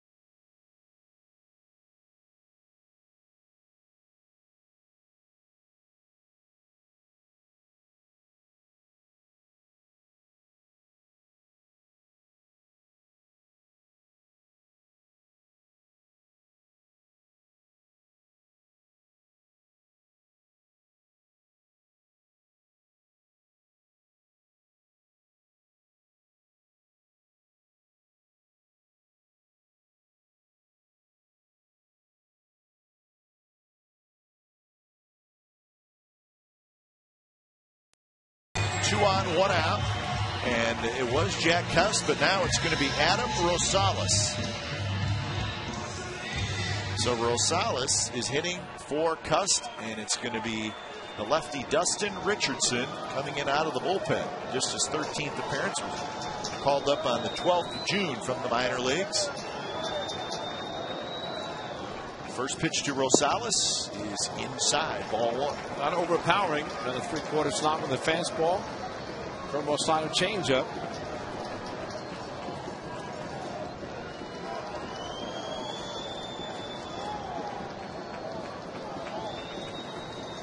Barton is the winning run at second base. Inching off. Rosales, good swing. He fouled it right back to the screen. That's called not getting cheated.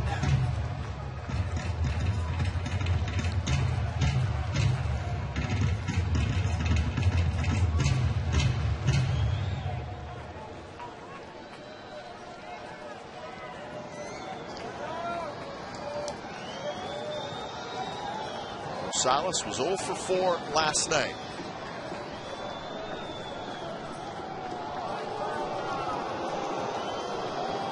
Jack Cust well in the game, had a big 2-run double in the 3rd inning. He was 1 for 3. He also walked.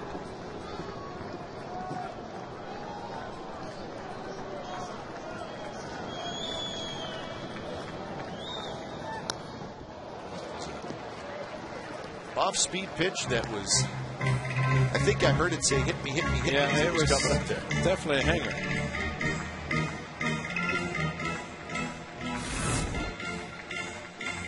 Did not look back at second. That's why Derek Barton is dancing off second and very tempting to try to steal because they're not looking back, paying attention.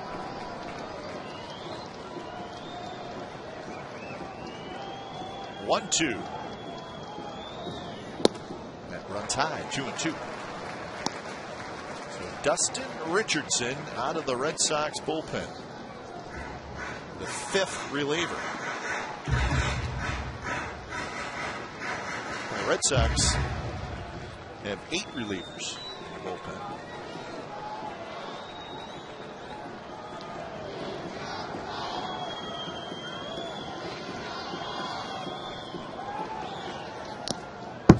Foul tip in and out of the glove of Dusty Brown.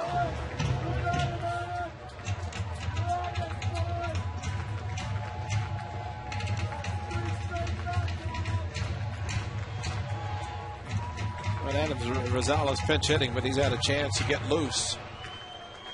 Every swing he takes, he gets loose. So that's what you're supposed to do as a pinch hitter. Don't hold anything back.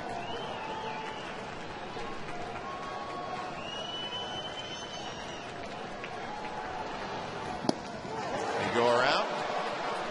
No, says Angel Campos. Wow. The Red Sox dugout is all over Campos. Pitch is outside, and wow.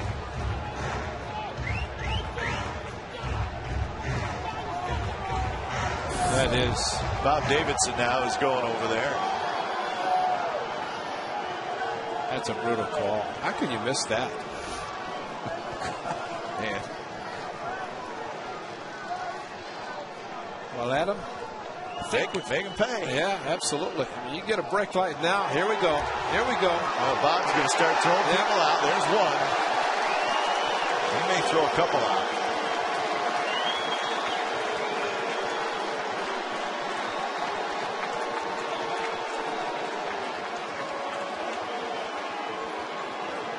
That's John Farrell, the pitching coach. He's the one that really lit into Angel Campos over at first.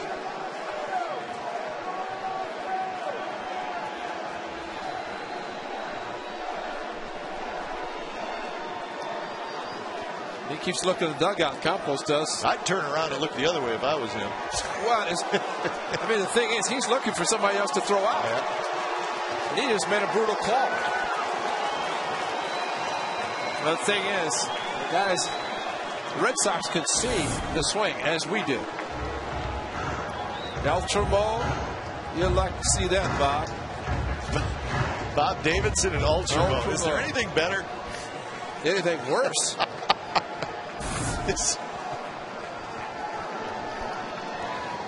Oh boy, what an inning. Let's get a hit, Adam. Let's win it and get out of here. You're going to throw out the whole dugout. 3-2 pitch, but bluff to second.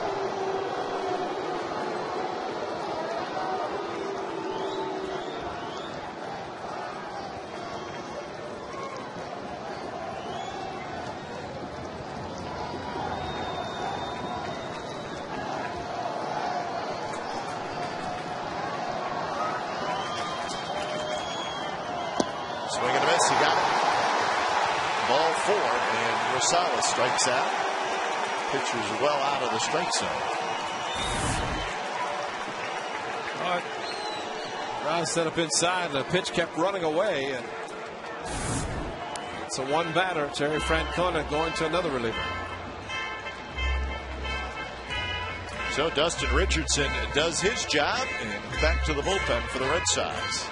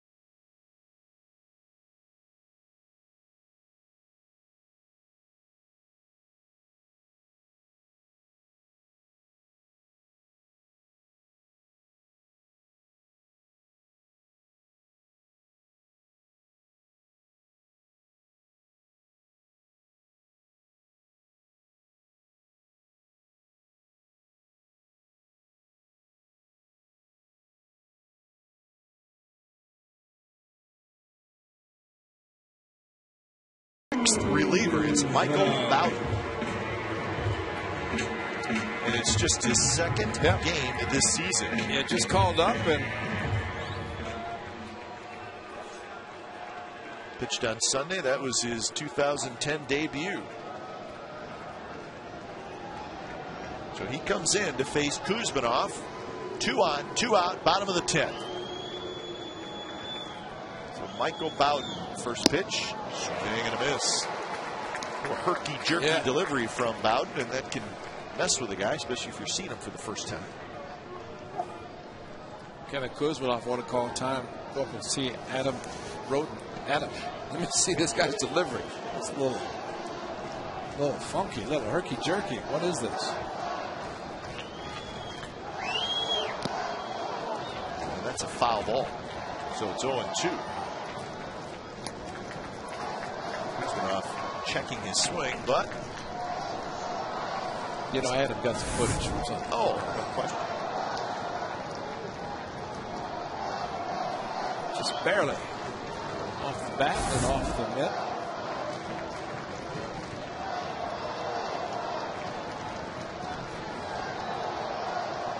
(0-2). Fastball runs inside. Don't know that that's where Dusty Brown, the catcher, wanted it. I think he was setting up outside.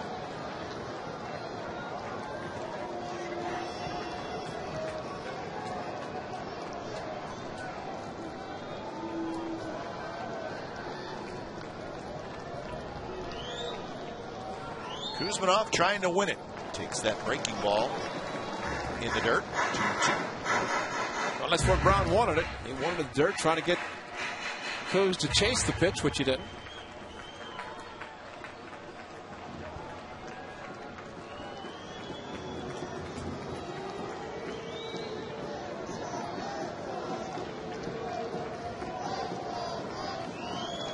All right, ready to go.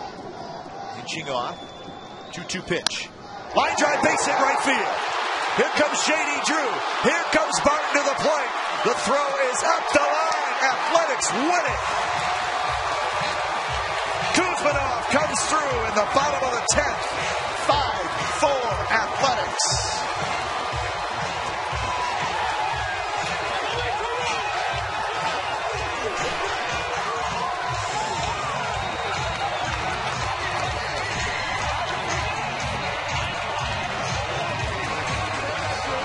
So Kuzmanov got behind in the count 0-2 against a guy that he has never seen before.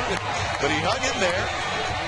Maybe shortened up a little bit, went to right field, and he wins the game for the Athletics. So it was a long one, a wild one, a little strange at times, but when it's all said and done, the A's win the game in 10 innings, 5-4. So that gets the A's back to the 500 mark at 47-47, and here again is the game winner. Well, he almost did it earlier. Greg Breslow was hoping for it.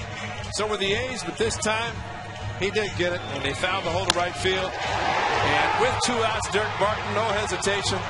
J.D. drew a strong throw, but up the line, not enough time. That's what the A's were hoping for. Opposite field shot by Kevin Kuzmanov. Great swing in ultra low. And how about this? The slide going around the tag of Dusty Brown.